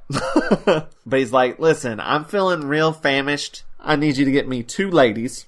Go do that. He needs a double. My next note says, sleep is for tortoises. Who says that? The Doctor. The Doctor. Because it's morning and Litefoot wakes up and the Doctor's been drawing on the tablecloth all night. And he's like, didn't you sleep? And the Doctor says sleep is for tortoises. Then he also says blackguard. He calls him a blackguard, which is a vampire. He's just throwing a lot of animals around too. Because I think he also says something about fish and then wanting Oh, I thought you thought a vampire gun. was an animal, and I was real concerned. Well, it's a bat. But he wants an elephant gun and gets a duck gun instead. A lot of animals in this scene. Just getting name dropped left and right. It feels weird, the Doctor having a big old gun. Yeah, this thing is ridiculously large. I mean, he says something about how it's the biggest, single person piece of artillery in the entire British Empire, so. This is very interesting, too, because, yeah, for all the people out there, especially New Who fans, that believe that the Doctor, never carries a gun, never would fire a gun, never would kill something, etc., what's happening here must be very alarming to them. The Doctor's like, I need a BFG because I'm gonna go after the boss creature. Like this is in video game terms, right? So, that's exactly what he wants to do. He's like, I'm gonna go hunt this thing and kill it. That's my whole purpose here. Yeah, there's a meme that I saw once that showed a picture of each of the first 6 Doctors with a gun, and it said, the Doctor never carries guns. Yeah, this is not the first time or the only time that Tom has one, but yeah. And it's so weird, not to spoil the newest episode of Doctor Who that we just saw, but, there's a big creature that she's very concerned with that is killing things, and one of the other characters wants to just kill it and put it out of its misery, and she's like, no, that's not the humane thing to do. Meanwhile, we've got Tom's Doctor. It's like, yeah, I need a big gun so I can kill this thing. Man, I felt weird watching that episode. I guess just, if you're listening to this and have not seen... Arachnids in the UK. This is your spoiler warning. Kill that damn spider! It was weird to be watching it and be like, nah, you should shoot it. That's probably better, for the spider. It was suffocating and slowly dying, then kill it. Also, I don't know what they did with the other spiders. They all just get stuck in this panic room to just slowly suffocate and die? But what do we know? We're all Americans, so we just like to, that's our answer to everything, right? Just shoot it. I don't know. I feel like shooting them is more humane than just letting them slowly die to death. I just thought it was an interesting dichotomy because, it's very similar situations. I mean, it does appear to me that I think the Doctor has another purpose, but I don't know what that purpose would be. If he's going to, I don't know if he's just trying to get by the rat to investigate further, or if he's going there just to kill it and then, go grab a sandwich somewhere. Well, he says something about how he realizes that the rat must be a guard, and he needs to know what it's guarding. And so, I think that the gun is purely defensive, and he knows that he'll need something that big, because he says the rat is, from tip to tail is 10 feet long, so that's a huge rat. So that's why he needs a huge gun if he's gonna get by it. I don't think it's established at this point, but is there more than one of them? Yeah, because after he does, spoiler, kill the one that's got Leela, you hear the cry of another one, so there are at least 2. Yeah, that's why he has to flee, I guess, and not move forward, so. But at this time, he's just got the gun, and they get in a boat, and they're gonna head into the sewer. With a gun from Birmingham. Made in Birmingham, so it's all right. Leela continues to follow Chang, who is picking up women. Literally! For the date night. He's hypnotizing them and, taking them back to his place. Also, there is a bit where Leela does that classic Doctor Who thing that I love so much. Well, there is a little shot where she's hiding behind a wall, but then there's a later shot where she's just sort of next to a doorway, and, Chang comes in, and he definitely would have seen her, but she's hiding in plain sight, which is my favorite Doctor Who trope. Oh, that persists all through the 80s, Joe. It's ridiculous in many cases. She's a warrior. She knows how to blend in and be stealthy. I am the wallpaper. When you can't afford elaborate sets with lots of things to hide behind, you just tell the actor to hide at the wall. Just press up against the wall. They won't see you. He drops off the one woman in his room, and there are some cleaning ladies that I guess this is in the theater, right? Mm-hmm. Yeah. So he drops one of them off in his changing room or whatever, and then he goes to get the cleaning lady. Leela goes in and basically swaps places with the first hypnotized woman. Yeah, the blonde woman. Chang notices no difference. Yeah, they all look the same. Oh, I was waiting for someone to say that. I was like, ooh, do I want to be the one to do that? Sorry. wow. Which is funny because I think the second woman Chang gets looks a lot like Louise Jameson. But that's not the one. She can't substitute herself for that one because he's with her. And so she substitutes herself for the woman that doesn't look at all like her. Leela shoves the other one into a closet, right? Yep. But Chang takes them both to Weng-Chiang. Then this is that scene you were talking about where Weng-Chiang is examining the women and says that Leela is too muscly. But he puts the cleaning lady in first, luckily, into this distillation chamber. She gets distilled. He turns the machine on and it starts, I guess, zapping her energy or whatever. And Leela kicks his ass. Man, she is just on fire. She kicks his ass, turns it off, but it's too late. She's all dead. She's toast. But does he get a gun or something? Yeah, he has a gun. And he's shooting at her, and she escapes into the sewers.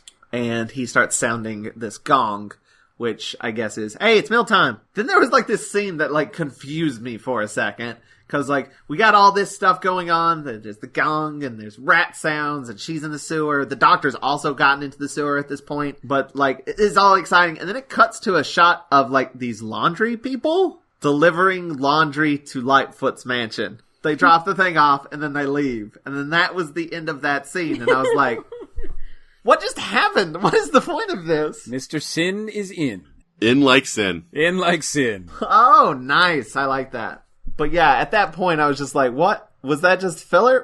But it does pay off later. It does pay off. This is a Robert Holmes script. There's nothing that's just left to chance here. Right. He believes in the theory that if you introduce something, it has to pay off by the end of the story. He's really good at that. The hypnotized lady that Leela switched places with wakes up, runs out, bumps into Casey, is like, it's Chang! It was Chang! And then leaves. She doesn't say a whole lot. She just says that Chang is bad. Well, yeah, if somebody hypnotized you and brought them back to their room, I think you just want to get out of there too. Yeah, I don't understand why, shortly thereafter, there isn't, a whole, huge amount of cops invading the theater trying to get Chang, but, because, if she had gone to the cops about it, then that would have been over for Chang, I would imagine. Well, but remember, though, the only two people who have accused Chang at this point are a cab driver who has Cockney accent. Cockneys were not looked, on very favorably in England, and a lady of the evening, as the script describes this woman. So people that may not have gotten real respect from the cops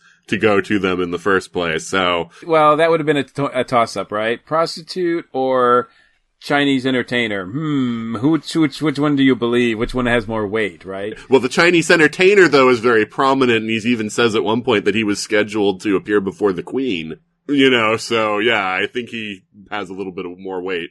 Also, he's probably hypnotized all the cops, as we previously hypothesized. So, Jago comes in and Casey tells him about what happened, and he basically tells Casey that it's fine, I'm helping Sherlock Holmes. He tells Casey he's on the case. But this is the first real scene where there's a ton of Sherlock Holmesian references. The way he's describing, like, this guy works for Scotland Yard and blah, blah, blah. So, but he's basically bragging about how he's working with the Doctor, and Chang overhears it. So now Chang's on to more things. He knows about Jago being in with the Doctor and all that. Chang, I think, goes and tells Weng-Chiang about all this stuff. Weng-Chiang is still pissed at Chang for some reason. Because he's like, you're my minion and I gotta be mad at somebody. He's just not been doing a great job. Yeah, things have not been going well. His performance review was less than favorable. He feeds on the energy of the one person he managed to kill. And then in the sewer, Leela gets grabbed by a giant rat. And that is the cliffhanger. Yeah, so how do you guys feel about the fact that Leela, in a very rare case, screams here? Because some people, have a real problem with it because she's not supposed to be a screaming companion. But I've kind of always been of the point of view that if a giant rat was gnawing on my foot, I would probably be screaming too. Yeah, I give her a pass. Yeah, I'm fine with it. There are definitely things that make you scream. And I feel like if you've one of them. already kicked, ass 4 times that day, you're allowed to scream at a giant rat. Right. That seems fair. It's okay to scream every once in a while. And I do give them credit too, because in addition to the dark lighting, they're distracting us from looking at the rat by having Leela in her undergarments wet. Right? Okay, so What the hell? How did this get past the censors? I don't understand. See, Britain has a completely different attitude towards nudity than we do. I mean, not that she was nude, but just that the idea of nudity. We're far more puritanical, but they clamp down more on violence, which American television is kind of like, oh yeah, violence. when that scene happened, I was like, oh no. it does not leave much to the imagination. You can clearly see all the details underneath you. It's still more than she wears on her regular daily outfit anyway. So. Yeah, but the fact that it was white and wet is what, yeah. Which, by the way, isn't super important, but when we were watching it, I pointed it out to Joe, and Joe's like, Can you see things? And I was like, yes. And he was like, oh, so you can. Yeah, because at first, there's a giant rat. It's dark. I'm not paying that close of attention to what she's wearing. And then the next, once everything calmed down and she walks into the light, I'm like, oh my God, you're not wrong. But yeah, that was the end of episode 3. We're now into episode 4, which I have called The Cabinet of Death. I called it Do You Believe in Magic? I called it Forsies. I am nailing this. So the Doctor shoots the rat. Yeah. And then this is when Leela says the unfortunate racist thing. Because my note says, Leela thinks she's failed. Also is a little bit racist. Also very wet. Yeah, see, I don't think I noticed the other two because of the wet part. Yeah, right. I'm with you too. Leela tells the Doctor about everything that happened in there, the distillation and all that stuff. I think they're back at Litefoot's mansion at this point. Mm-hmm. She's having a hot toddy. And, Litefoot's like, I've got a change of clothes for you. And she's like, oh, okay, cool. And is about to just, change clothes right in front of Litefoot. And he's like, whoa! But he's so nice and, he never, does it overblown or anything like that. He's always like, oh, no, go upstairs. Mrs. Hudson's going to help you change. He has a housekeeper, The fact that his housekeeper is named Mrs. Hudson is a nice wink and a nod as well. To Sherlock Holmes. Thank you.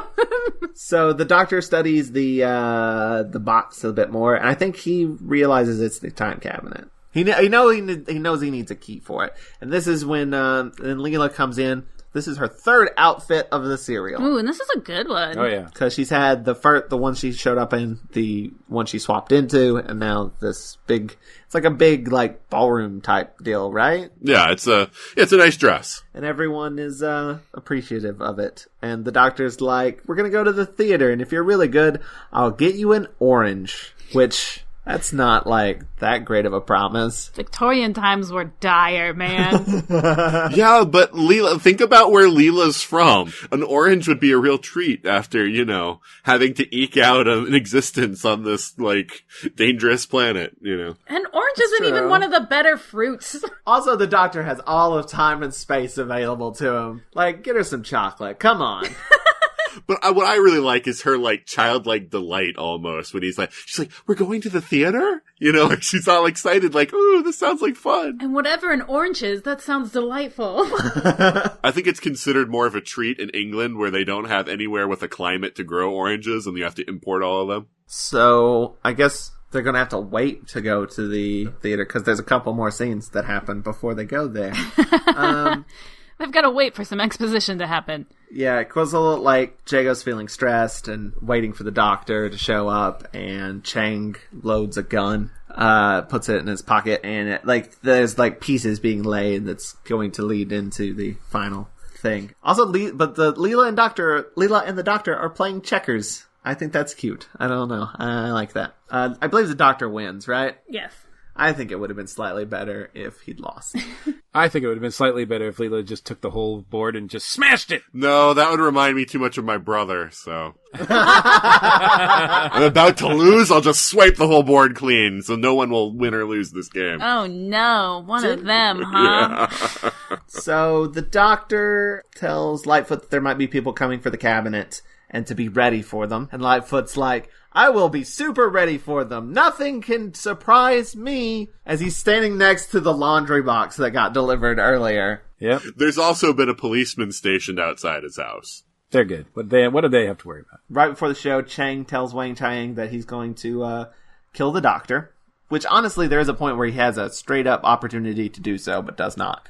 But Jago points out the doctor to Casey once the doctor shows up. He's up in the... the little... catwalk. No, it's like one of those balcony things. There are a lot of them. The box seats. Box seat, thank you. I've never been to a real formal theater, so... Honestly, every time I see it, I think of two things. A little area like that, I think of two things. One of them is Pretty Woman, and the other one is Abraham Lincoln. So... That's fair. Jago points out the doctor to Casey, and he's like, who's the woman with him? And he's like...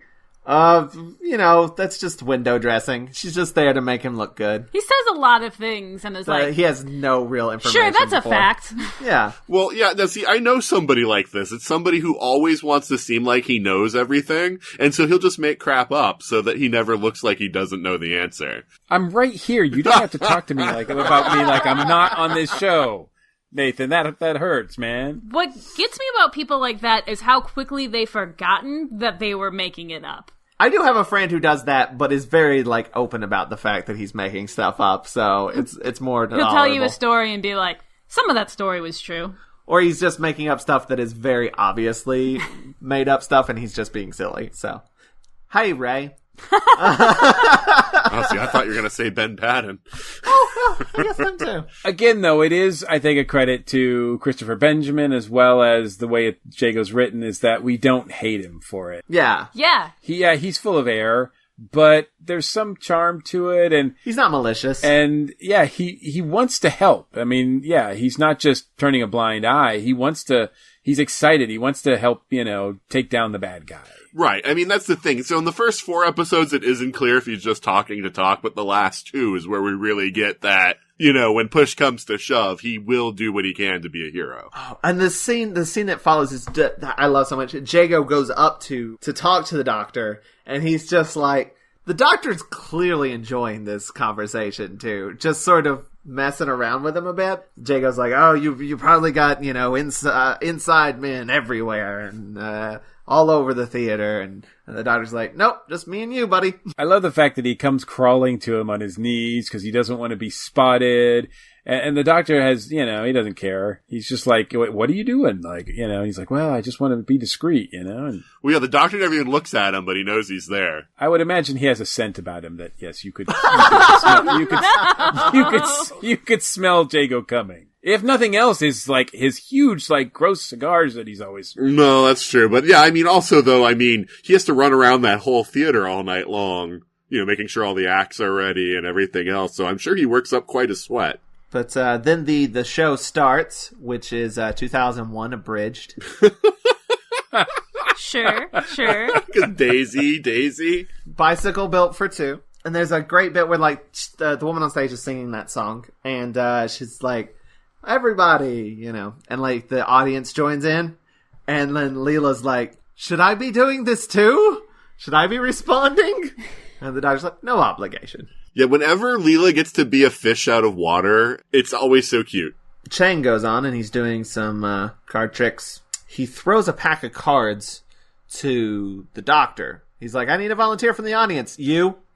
Yeah, I want to know how he throws a whole deck up into the box seat without the cards just flying everywhere. That's the biggest magic trick in this whole thing, is that he got the whole deck to go towards him.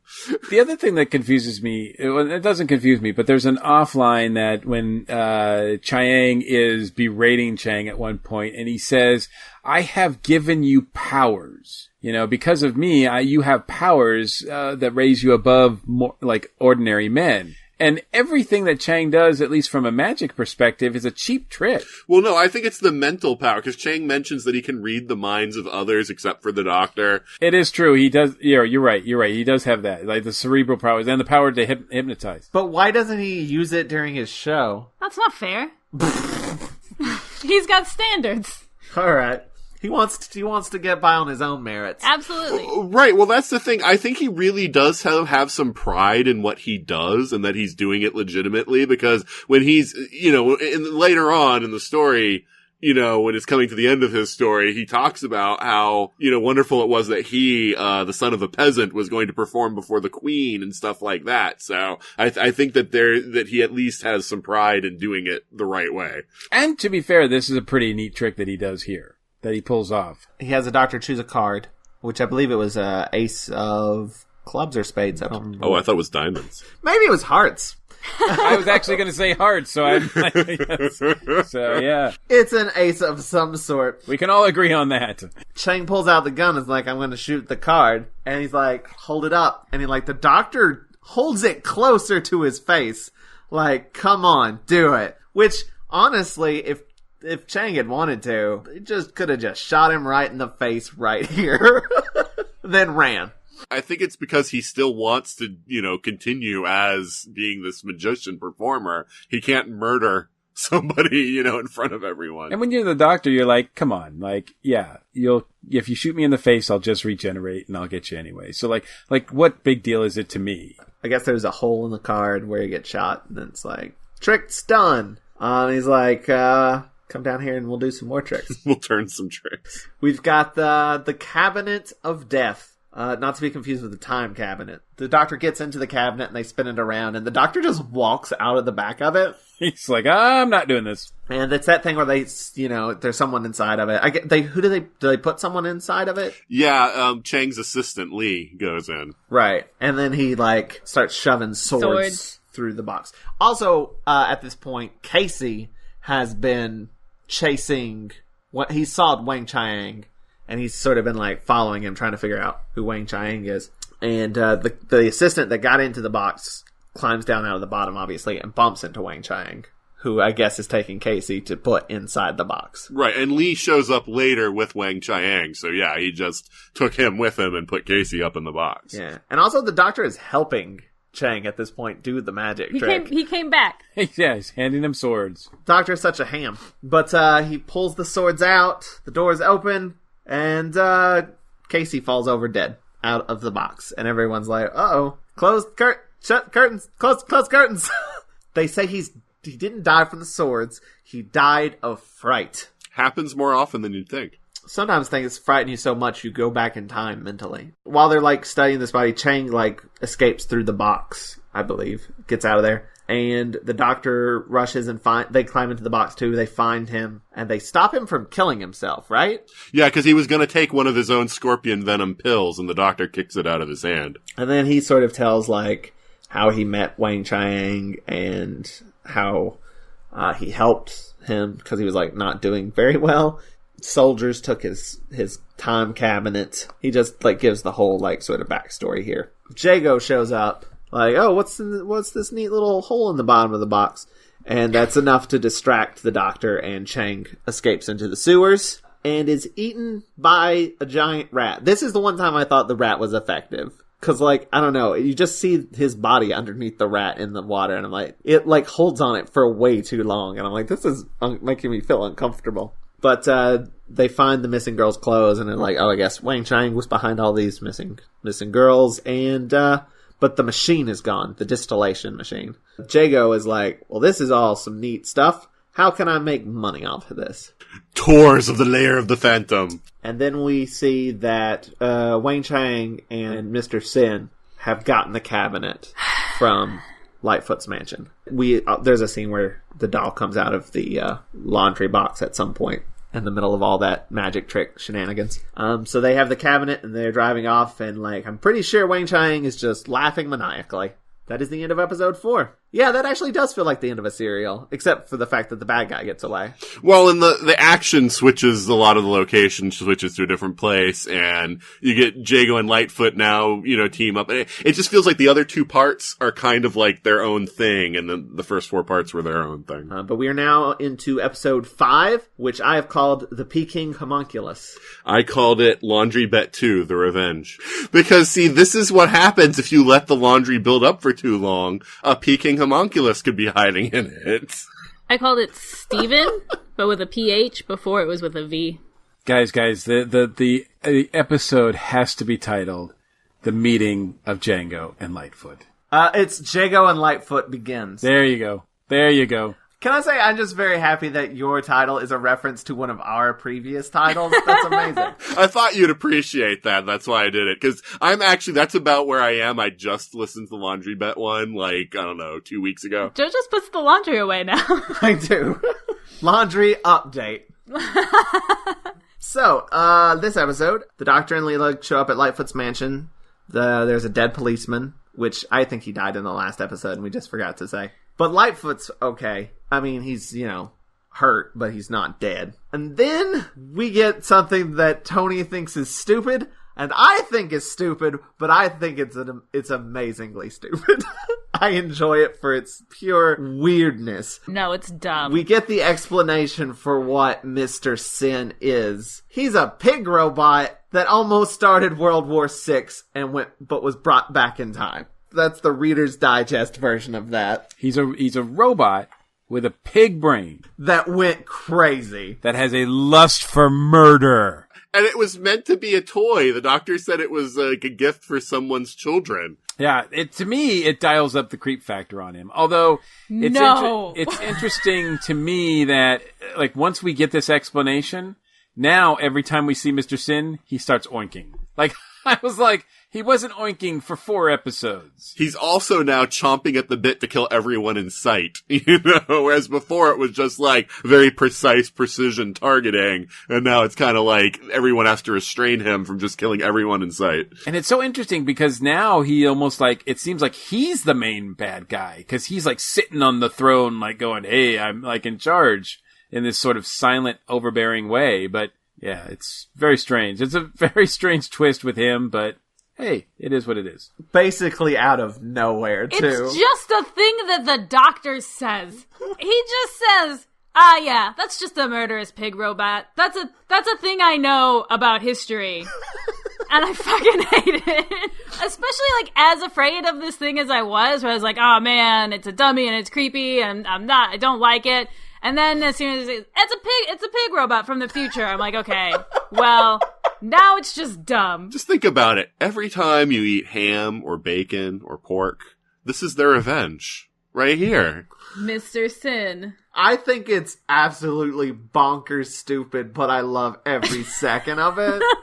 I think this is the kind of cheesy nonsense that I love. It doesn't make much sense, but I don't care. It's an evil pig robot. What more could you ask for? And it's not like, oh yes, we've set up this evil pig robot. No, we're just gonna tell you. Oh yeah, just FYI, the whole time this has been a thing. It's still better than the Daleks in Manhattan. I will say this is not Robert Holmes' finest writing moment here. I mean, because usually, Nathan and I have said, he foreshadows things and delivers on that foreshadowing. And, when he introduces something here, this does seem like it just takes a weird turn that I'm not sure. I don't know what the deal is with this. I don't know where it came from or what he was thinking, or if he was just going, you know what? I know what I'm going to do. He was eating a ham sandwich one day, and he said, hey, I wonder how the pig feels about this. And it also doesn't It doesn't really add anything. No. Except some oinking. What it would have been, you know what it might have been an interesting twist that would actually be more logical is if Mr. Sin was the actual Weng-Chiang. And the other guy was the puppet? I also I am confused on the timeline too, because I was like, okay, were Magnus and this pig robot attacking, they were around the same time and they were working together then and they went back in time together? Or, it's not really clear on how that played out. Yeah, I think that's probably the case. They're the future Bonnie and Clyde. But, melty face and pig guy. What a weird twist this show just pulled. So what happens in the plot, though? we get Weng-Chiang's new hideout, I guess. He's upgraded. And this is when we actually do have an Asian actor who gets to say some lines, because he's getting mad. They're the ones who did the laundry thing. I don't remember why he's angry at them, but he's angry at them. Because they left the bag that had the key at the theater when they were clearing everything out at the theater. He's very mad at them, and then one guy's like, sorry. That's his whole lines, is to just be like, sorry about that. But he makes them kill themselves, which is a bit fucked up. I don't remember how was it the venom? Yeah, he makes the main guy have to take the pill. Not all of them, just the main guy. I mean, he's got to send a message. He's a villain. He's a bad guy. And he can't show up to the next Spectre meeting or whatever and with his other fellow bad guys and, how do you treat your employees? Well, I go a little lenient on them. If they fail their mission, I let them live. No, it can't be that simple. Someone's got to go. Oh, and this new hideout is the laundry. It is below the laundromat. Were they called laundromats back then? No. Because there was nothing matte about it. They were just laundry. Oh, yeah. That'd be matic. I never put that together. Apparently there was a need for a, dragon that shot lasers at people to be in this laundry facility. I assume he's always had this laundry place. Why hasn't he been hanging out there instead of under a theater? Is it just because of ease of Chang getting the bodies there? Sure. Seems a little less suspicious than taking strange women into a laundromat. I think it's apparent that Chang was holding him back. Once he got rid of Chang, he could really be himself and go all out and have a nice lair that was huge with all the amenities. So Leela and the doctor have pieced this together with the laundry thing. And they're going to break into the laundry, right? Mm-hmm. It's somewhere in here, right, where he discusses, or the doctor brings up Sigma energy. Yeah. This method of time travel is very primitive.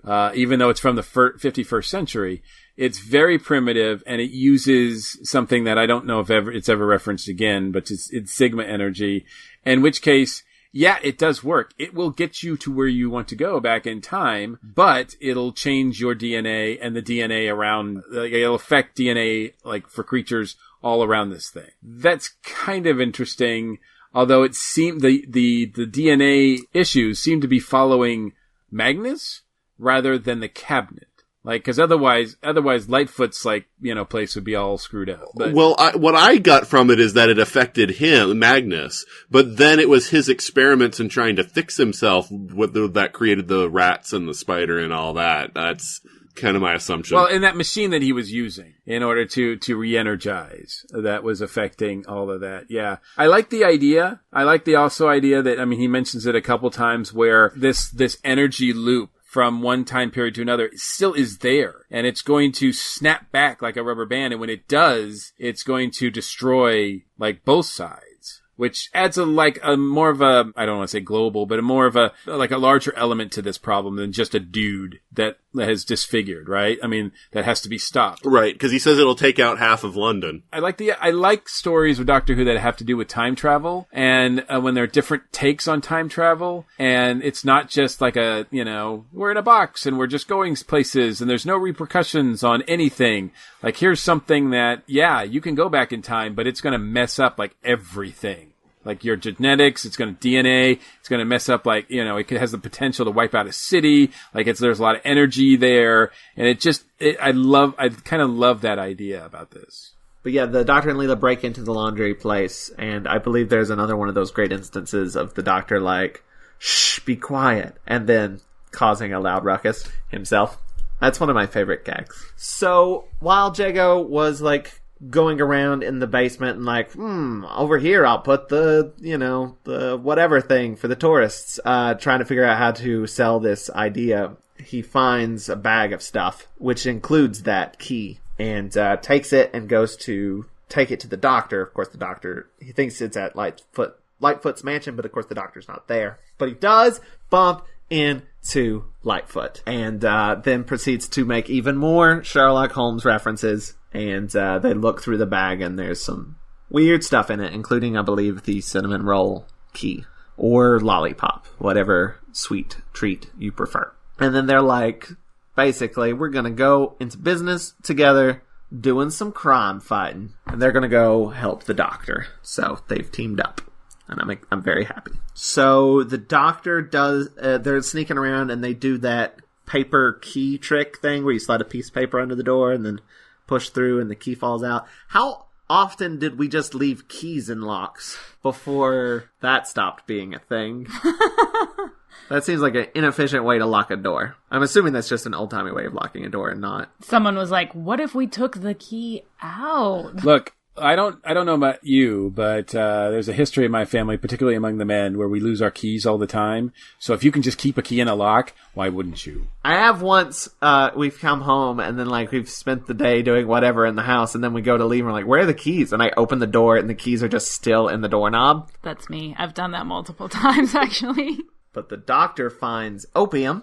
Woohoo! In addition to finding opium, finds a guy using opium, which is Chang, without his leg. Basically, he had pulled himself away from the rats and tracked down Weng-Chiang because he wanted to get revenge for making him look like an idiot with his failed magic trick, which is, a dead guy fell out of it. I honestly don't really care for this scene because, like, he died already. We don't need him to die again, because that's what he does. He dies again after basically just being like, oh, by the way, here's a bit of my backstory, and then he dies again.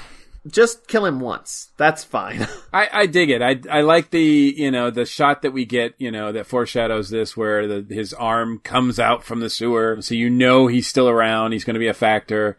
And because of the Victorian era, I like the use of who we get to see inside an opium den. Like, who would have thought? Like, oh, we're going to show an opium den on Doctor Who. What? That's crazy. And I think John Bennett does a really good job, the acting wise here. And I think it sells it to me, and it gives Chang a way out that seems a lot more honorable and, worthy of his, like, yeah, it would have been cool if he was the big bad throughout the whole thing, but he wasn't. And that's not the way the story played out. But, he goes down swinging. I want to know what he was trying to tell the doctor when he touched his shoe, because that was never explained. I actually looked this up on the Wikipedia. It has something to do with the dragon statue. Like, that's where Sin gets into the dragon, is through the foot of the statue. Which, okay, that's...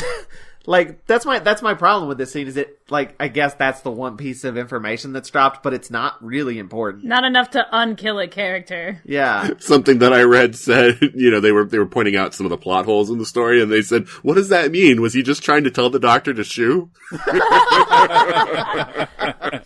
Is this where he tells him, beware the eyes of the dragon? Yes. So, I mean, that does kind of play out a little bit. Not the shoe thing, but at least that does. The eyes of the dragon thing, sure, but also, like, it's not something that is, like, 100% necessary. Like, once the dragon starts shooting beams at you, you know to get out of the way. It's not like it helps the doctor do something where he's like, we're going to avoid this. Well, ultimately, Chang's a chump. So, I mean, it doesn't, yeah. I mean, I think it felt weird to have two sort of death scenes, like, 2 episodes in a row. I mean, it's not like it's a terribly written or acted or whatever scene. It's just, it felt a little unnecessary. For me, anyway. Let's see. The next thing that happens is Jago and Litefoot show up at the laundry place and almost immediately get caught. Like, they're hanging out outside, discussing what to do, I guess, and then get brought in and by Weng-Chiang. And they're like, who are these creepy people hanging outside? Let's bring them in and talk to them. I think they know that possibly Jago has has the bag. Well, they suspect that if they're watching, that they followed them, then they must have been, because they followed them from the theater, that they must have known there was something at the theater that people were going to look for. And so they kind of put that together. And, like, they're asking him, like, where is the stuff? And they're not giving up anything. And then Weng-Chiang chokes Jago. And Litefoot's like, all right, I'll tell you, which is adorable. Yeah, because Jago who's the one that you think's gonna crack. He's the one that's just like, we're not gonna say anything. Or first he plays dumb, where he's like, Litefoot, what is the answer? Like, even though he knows where the bag is. But it's Litefoot who breaks down. Even he tells them where the bag is, which is back at his mansion. And the Doctor and Leela have returned to the mansion and have found the bag. And I believe the Doctor says Eureka, which he says a lot. Yeah, which is Greek for this bath is too hot. I thought that was hilarious. So the Doctor sort of figures out what's happening. And Leela is just ready to fucking cut a god. Yeah, she's getting into all the sports stuff to find a weapon. She's got like a golf club and is like trying to like weigh it, see like what you can do with it. I love that. They have a great scene. I mean, she's like, Doctor, we have to go help them. Like, they went to aid us, and she actually calls them our friends. And she's like, we have to go. And he's like, they're going to come here. So why bother stepping out? Let them come to us. Oh, we also do get a mini escape scene with Jago and Litefoot, who they're put in a little jail. They escape through a dumbwaiter, which I think is great that they're both in a tight, enclosed area together. Very romantic. But they escape through the dumbwaiter and pretty much immediately just get caught again. But it was a neat little character building moment there. Like, you get to see them interact. Anytime those two are on screen together, it's just dynamite. It's good times. Yeah. We also find out through the course of that he's got a couple of other women that he's going to recharge with. Jago and Litefoot are horrified by that idea as well. Yeah, they're just like laying out on a table in the jail cell. So there's actually 4 folks that are like under capture. So, but yeah, Leela's testing out the weapons, the sports equipment, cricket bat and all that stuff. And she's like going backwards like with the golf club and bumps into Weng-Chiang, who tries to chloroform her. And she like turns around and rips his mask off. And he looks not very great. He's got a melty face. He's got a melty face. And that is the cliffhanger. That is the end of episode 5. And we are now into the last episode, episode 6. Which I have 2 titles for again. Oh, cheater. I've got The Zigma Experiment and The Eyes of the Dragon, which is also a Stephen King novel. I went with the more obvious Enter the Dragon. Oh, yeah, that makes sense too. Tony? The end. Mike? Dragons make sin happier than a pig in shit. Well, fuck, if that's not the best one. So he puts his mask back on. Good job.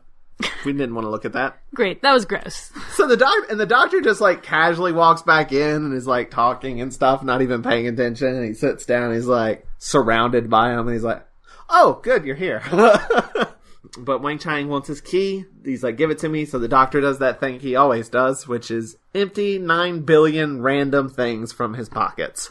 That is my favorite gag. Including is this when he pulls out a toy Batmobile? He does. He pulls out one of the Corgi Batmobiles from the 60s show. It's I love that. I have to go back and watch this because I never noticed that he has a Batmobile. I didn't notice either. I read it on the wiki and then I like saw a shot of it on the wiki and I was like, oh, yeah, hey. It's a yo-yo, a Batmobile, and I can't remember a couple of other things he brings out too. But is it all a bunch of toys to just tie in with that homunculus? Well, he usually has a bag of jelly babies, and he usually has a few other things. Yes, yeah, I think he did bring out a bag of those too. He's just goofing around, and Weng-Chiang's like, I'm going to count to 3 and kill Leela if you don't give me the key. So the doctor pulls out the key and is like, but I'm going to break it if you don't let go of Leela. Everybody's going to go to the laundry, right? To the place with the dragon. Well, he goes with them as they go. But yeah, they have to leave Leela behind because he wants to get Jago and Litefoot out. So that he's like, you still have hostages, and I'm going there so that you'll release them as well. And so that's why Greel goes along with it and leaves Leela there. But she follows pretty much immediately with a knife. She grabs a knife.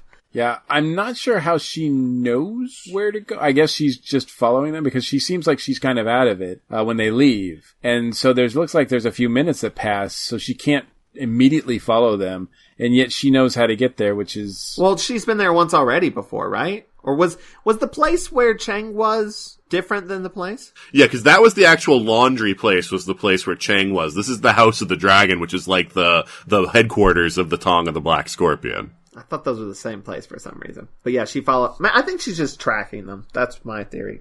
She's done it before.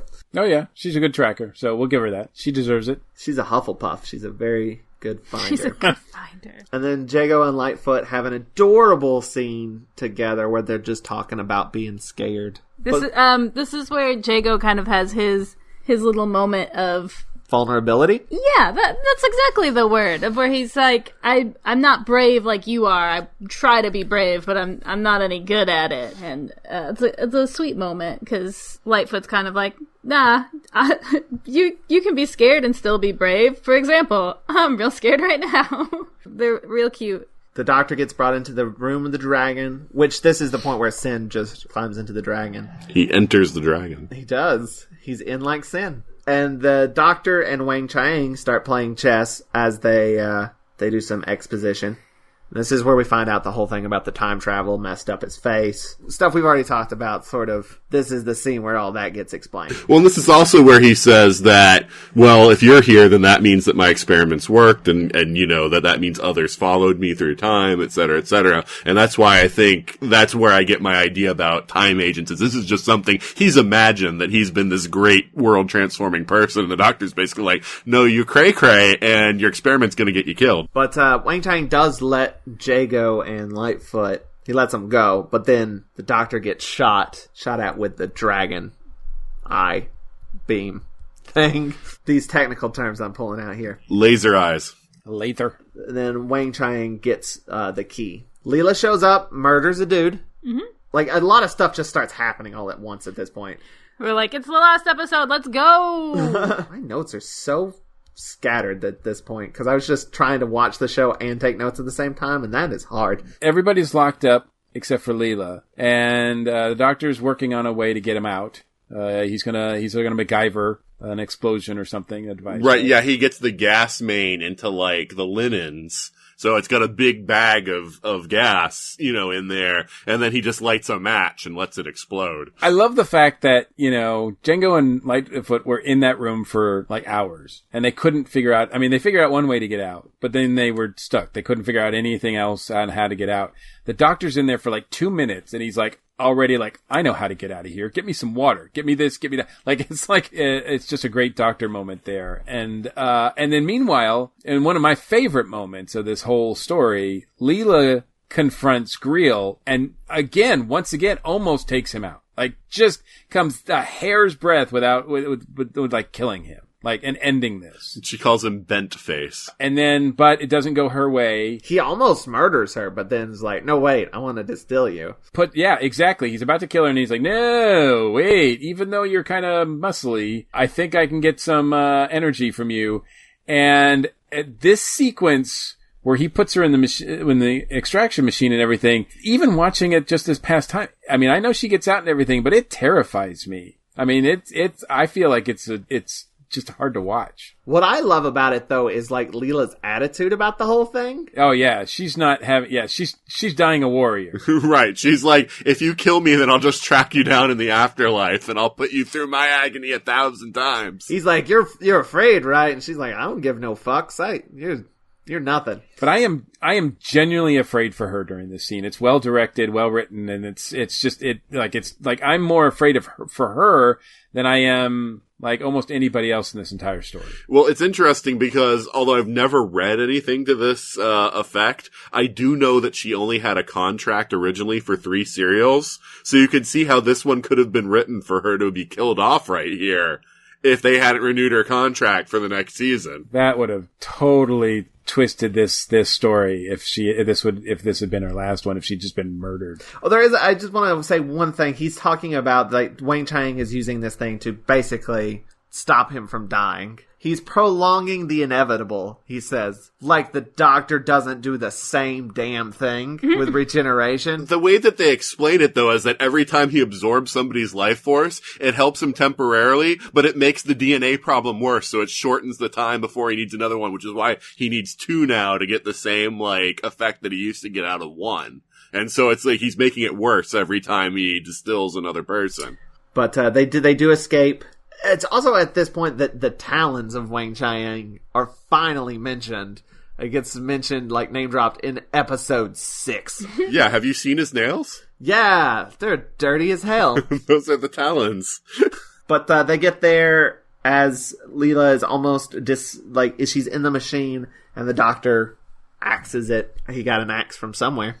I think he picked it up off of one of because as the bomb goes, coincidentally, as his little makeshift bomb goes off, there's a bunch of the Tong guys that open the door. And so they get blown backwards, and one of them's laying on the ground. The doctor picks up the axe that he was carrying. But he uses that to get her out. Mr. Sin is shooting at them with the dragon eyes. And this is they're sort of at a little standoff. They're hiding behind a table. They're all yelling at each other. Magnus is hey, I'll make a deal. And they're bullshit. You can leave. Really? Yeah, everybody stand up right now, all at once. I believe doesn't the doctor raise his hat up or something, or pops his head up or something for real quick, and then it gets immediately shot out. And he's I knew it. He knew you were lying. At that point, Mr. Sin's screw it, and just keep shooting their cover, which is that little table, just blowing stuff up. Oh, he's going crazy, man. He's not just up there shooting. He's just having a ball. Shooting and snorting and oinking. Yeah, he's so excited. It really brings out the pig in him. He's just going crazy up there. He's going so nuts, the other little henchmen or whatever come in, and he just shoots them, too. He's just, killing indiscriminately. What? My next note makes no sense. It says Leela's gonna go or gun because quicker? What? Yeah, okay, so yeah, they say that, somebody needs to make Leela says somebody needs to make a distraction while she goes and gets the gun, because it needs to be her because she's the fastest one. And Jago steps up, man. He talks about how he's not really a man of action and all that, and granted, he's afraid, but he does actually stand up and help her get that gun. Which she starts shooting at the floor. Because she's never used a gun before. I don't know how this works. Bang, bang, bang. Right, because the only gun she's ever fired is a laser gun, which probably doesn't have any recoil, and now she has to fire a real gun, so. I give her points, but it's it is kind of funny seeing her just in the back just shooting the floor. Bang, bang, bang, bang. I think everybody else is oh, this might have been a bad idea. But the bad guy, Magnus, tries to escape in the cabinet. The doctor's don't do it. It will implode. It's going to kill everybody. And I think Sin hears this at this point is good plan. Good plan. Well, he's I'm going to stop him from destroying everything because I want to live. So he shoots Magnus. Mr. Sin does with the dragon eyes. I don't even know if I can give him that much credit. At that point, he's just shooting anything that moves. I know. I mean, he's targeting him, I think, even before the doctor's you'll kill us all. He's got him in his sights. He's following him around. I'm oh, he wants to kill him really bad. I think he just looked in for any excuse to just, to kill everybody. Right, but it still doesn't kill Greel, who tries crawling away, and then he has a fight with the doctor, and the doctor throws him in the distillation chamber, which coincidentally just sparks, and it's enough of a spark to get it to activate, so he dies by his own weapon. He's in the thing, and it just collapses his clothes do. It's I also, did Leela shoot Sin at some point? No, she shoots the eyes off the dragon. Yep. So that his gun's no fun anymore. She figures out that gun pretty quickly. They're all right, day saves. We stop Magnus. The dragon's no longer shooting us. And then Sin jumps on everybody. Jumps on the doctor. Turns into a actual doll. Its arms are just flailing around as the doctor's swinging around with it. It's just it's so obvious. It reminded me of that time in, Tomb of the Cybermen? I thought you'd probably bring that one up, yeah, with the cyber controller. But the doctor pulls his fuse. And no more Sin. He goes dead. He deactivates. He deactivates Sin. Except for then he takes the cinnamon roll key and breaks it on the floor. And you can clearly see Mr. Sin deactivate on the floor. Flinch. Oops. Oh, I never noticed that. Yeah, I never noticed that either. Yeah, you can see it. He's like, oh, shoot. Because he breaks it right next to Mr. Sin. Yeah, there are shards of sugar going everywhere. Yeah. I'm assuming that, like, working with the story here, destroying the key destroys that connection between the two time periods, and it relaxes. It's not going to snap. See, I figure that it's still a problem, but since the cabinet can never be opened again, it's just, nobody's ever gonna... Oh, it's just there, still connected. Yeah, that's a good point. Because the doctor said it was impossible to make another key, just like something about the process of making that key is unique to that lock, and it can never be duplicated. Fused molecules, probably. Why not? But the doctor's like, all right, that's done. Who wants muffins? And they go and get some muffins. Those are my favorite endings. And Litefoot tries to teach Leela some manners. What was that? How did that scene go? I thought it was kind of adorable. What she should do when somebody offers her tea and how she should respond. So he says, and so I would say 1 lump or 2, Miss Leela, to which you would reply, 1 lump will suffice. And she's like, what if I want 2? And he's like, oh no, ladies only have 1. And then she's like, then why would you even ask? She's so not wrong. And then they get into the police box, and they get out of there. Doctor's like, I'll show you how to make tea. And Jago, again, having to seem like he knows everything, is just like, oh yeah, it's just the transport that Scotland Yard gave to the doctor. Well, it's amazing. He's like, it does say police box right on it. So to his point, like, yes, it's a reasonable assumption that he's working for the police. Our police are great. And then that's the end of the serial. That's the end of the Talons of Weng-Chiang. But it is not the end by any means of the adventures of Jago and Litefoot. I kind of want to check those out now. So, I mean, I will at some point, for sure. Are you going to do them in order? Yeah. All of Big Finish? I'm going to do everything in order. I've been reading the really old First Doctor TV comic strips, so I'm dedicated. You are foolish. That is hardcore, because I gotta say, the comics, I've never even gone back and read the comics. They are bad, but they are interestingly bad. So it's just doing some weird, dumb stuff. If you're interested in that kind of thing, Joe talks about them in our bonus episodes available to our patrons. Yeah, thanks for that plug. Yeah. But we're going to take a quick break, and we're going to plug some other people, and then we'll be back for final thoughts. Radical. Dragons do not do well in captivity. How do you know this? That's what I do. I podcast. And I know things. Hi, I'm Robin Paris from The Room, and you're listening to We Podcast and We Know Things. Hello, this is Grant Kirkhope. I'm famous for saying Ubinaka and Ikabokum, and you're listening to We Podcast and We Know Things.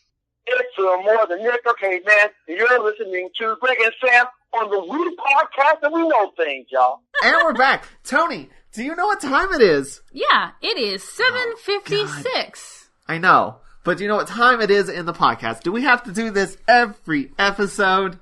I was really feeling like a return to form today. Yeah? Yeah, like I'd given you some different stuff in the last couple of episodes, and now today's just feeling classic. Anyway, in the podcast, it looks like, we're at 2:52? Right, we need to wrap this up. All right. It's time for final thoughts. Woo! Final thoughts! Take it away, Nathan. This series, in a way, this is great that this is the one that Hinchcliffe leaves with, because it is kind of the topping for his era. There's so much of the sort of gothic horror kind of stuff that he and Robert Holmes were trying to do with this period in Doctor Who in there, but it's also got that Victoriana and all that kind of stuff thrown in there. So you've got that cool pseudo-historical vibe to it too. So all that's really great. It's disappointing to me in hindsight that, so many people were against this era at the time. I mean, they had tons of viewers, but there were people who were politically active against it. Because it's one of those things that Hinchcliffe has mentioned before in interviews, that he's kind of the mindset of, just like with Grimm's fairy tales, like, kids can take, like, the darkness, but they need to experience it in like a home environment, you know, so that when they're adults and have to deal with dark stuff or bad stuff that might be happening around them, they can kind of, they've already been taught how to process it properly. And so it's kind of healthy to experience it as a child. But, you know, some people just feel like, oh, any kind of violence or whatever, like kids can't be exposed to that. And so that was the mindset that prevailed here. And so you'll see a little bit of the ethic of this season continue into the next one because Robert Holmes stays as script editor for one more season. And so there are two stories that kind of feel like they're from this time period, but by and large, the Williams era kind of lightens things up a bit. And I really enjoy this one. Good villains. Leela and the Doctor, I think, are developing a great relationship. Jago and Litefoot are a delightful, you know, couple of characters.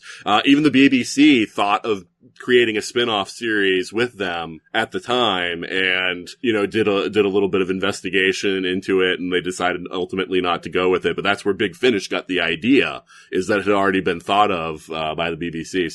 So yeah, this one is a really good one, and it's one of my favorites from the Tom Baker era of Doctor Who, and it is unfortunate, and you know, that Chang was played by a white guy in makeup. But if you can overlook that, I think that this is a really strong story. For me, I think that this serial is very strong. I think there's a lot of great elements in it. And I am a little sad that this is the end of the Hinchcliffe era, because I have enjoyed it so much.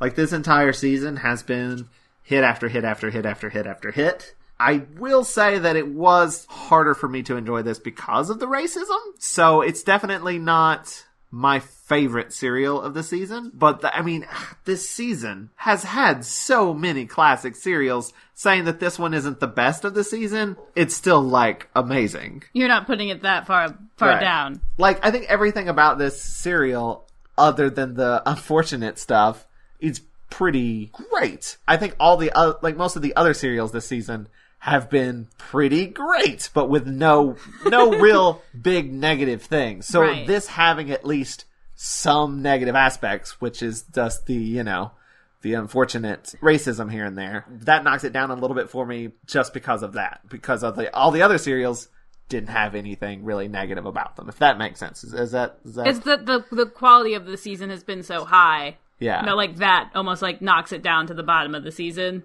Yeah. I don't know. I wouldn't even necessarily say it's probably the worst of the season, because I don't know.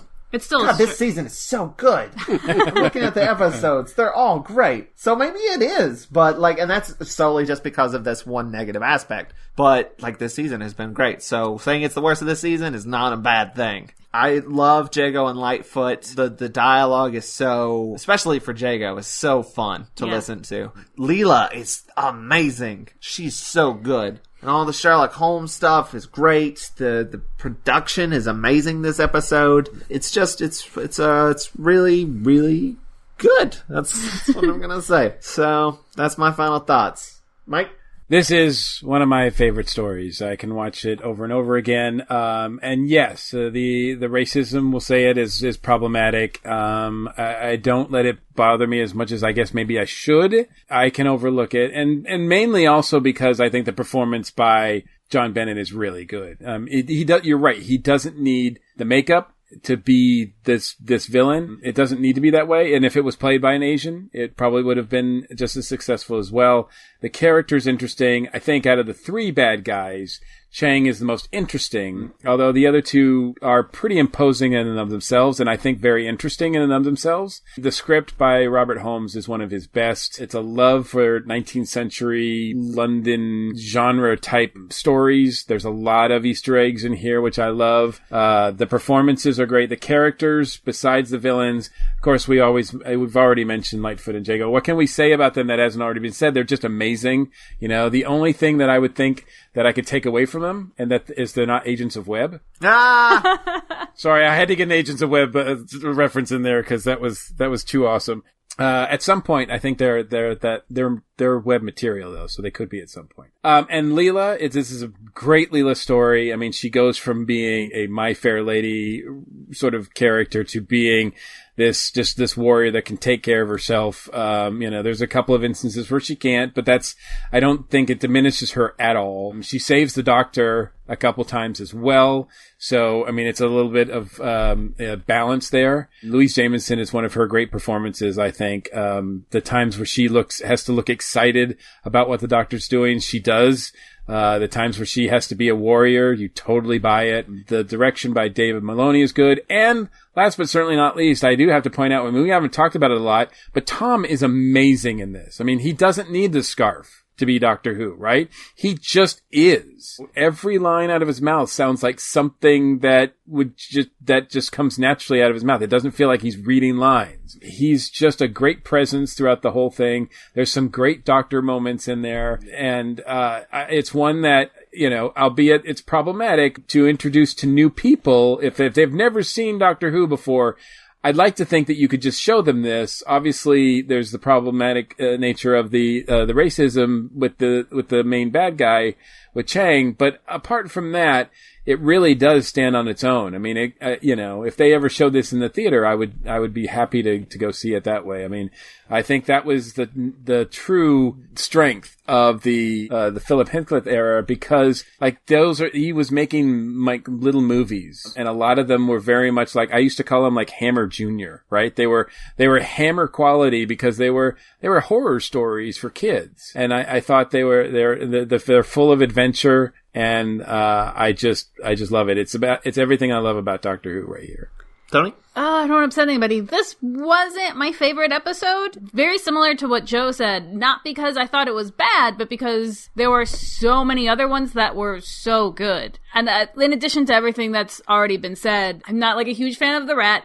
We talked about that. Doesn't look great. Although I'm also the same person who will defend Invasion of the Dinosaurs to the death. I like that one too. It's a great story let down by those dinosaurs. It drives me crazy that that's all that anybody remembers, because the story's so good. I mean, in addition to it not looking great, it's also just sort of random. And I really hate Mr. Sin. So much. Not just the fact of it scared me, but once I had the explanation for what it was, I was like, well, that's dumb, and I'm not even afraid of it anymore. But all that aside, the side characters in this are amazing. The dialogue that everybody has is great. Leela, this is a really, really good serial for Leela, and a good serial for the Doctor. I mean, there aren't, bad serials for the Doctor, or haven't been in a long, long time anyway. And it's one that's fun. It's only really brought down by, the quality of everything else, almost, Overall, though, a pretty good serial. So, before we go, anything you guys want to plug? Well, of course, you can find me every week on the Earth Station 1, the mothership, as we like to call it, where we talk about all kinds of nonsense. And with Earth Station Who, which we talked about various. We've done an episode on Talons of Weng-Chiang, a while back, a few years ago. So, if anybody wants to hear me prattle on about it more, they can dig that up. And we're reviewing episodes of New Who as they're coming out every week now. And if you're interested in my writing, you can go to newlegendmike.com. Yeah, so like I said earlier, I just got my computer back up and running, so hopefully by the time this airs, the 42 caster will be back, and you can listen to our episodes there. The other thing that I want to plug is that I will be at Chicago TARDIS this year.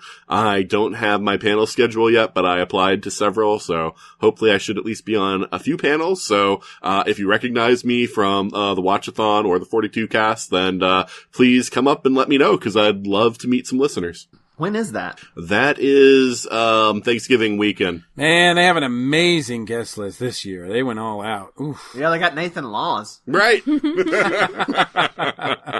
They only go for the A-listers. Do we have anything to plug? Just keep an eye out on the Heartland Network. There's a show that both Joe and I have worked pretty hard on that's going to be premiering in January.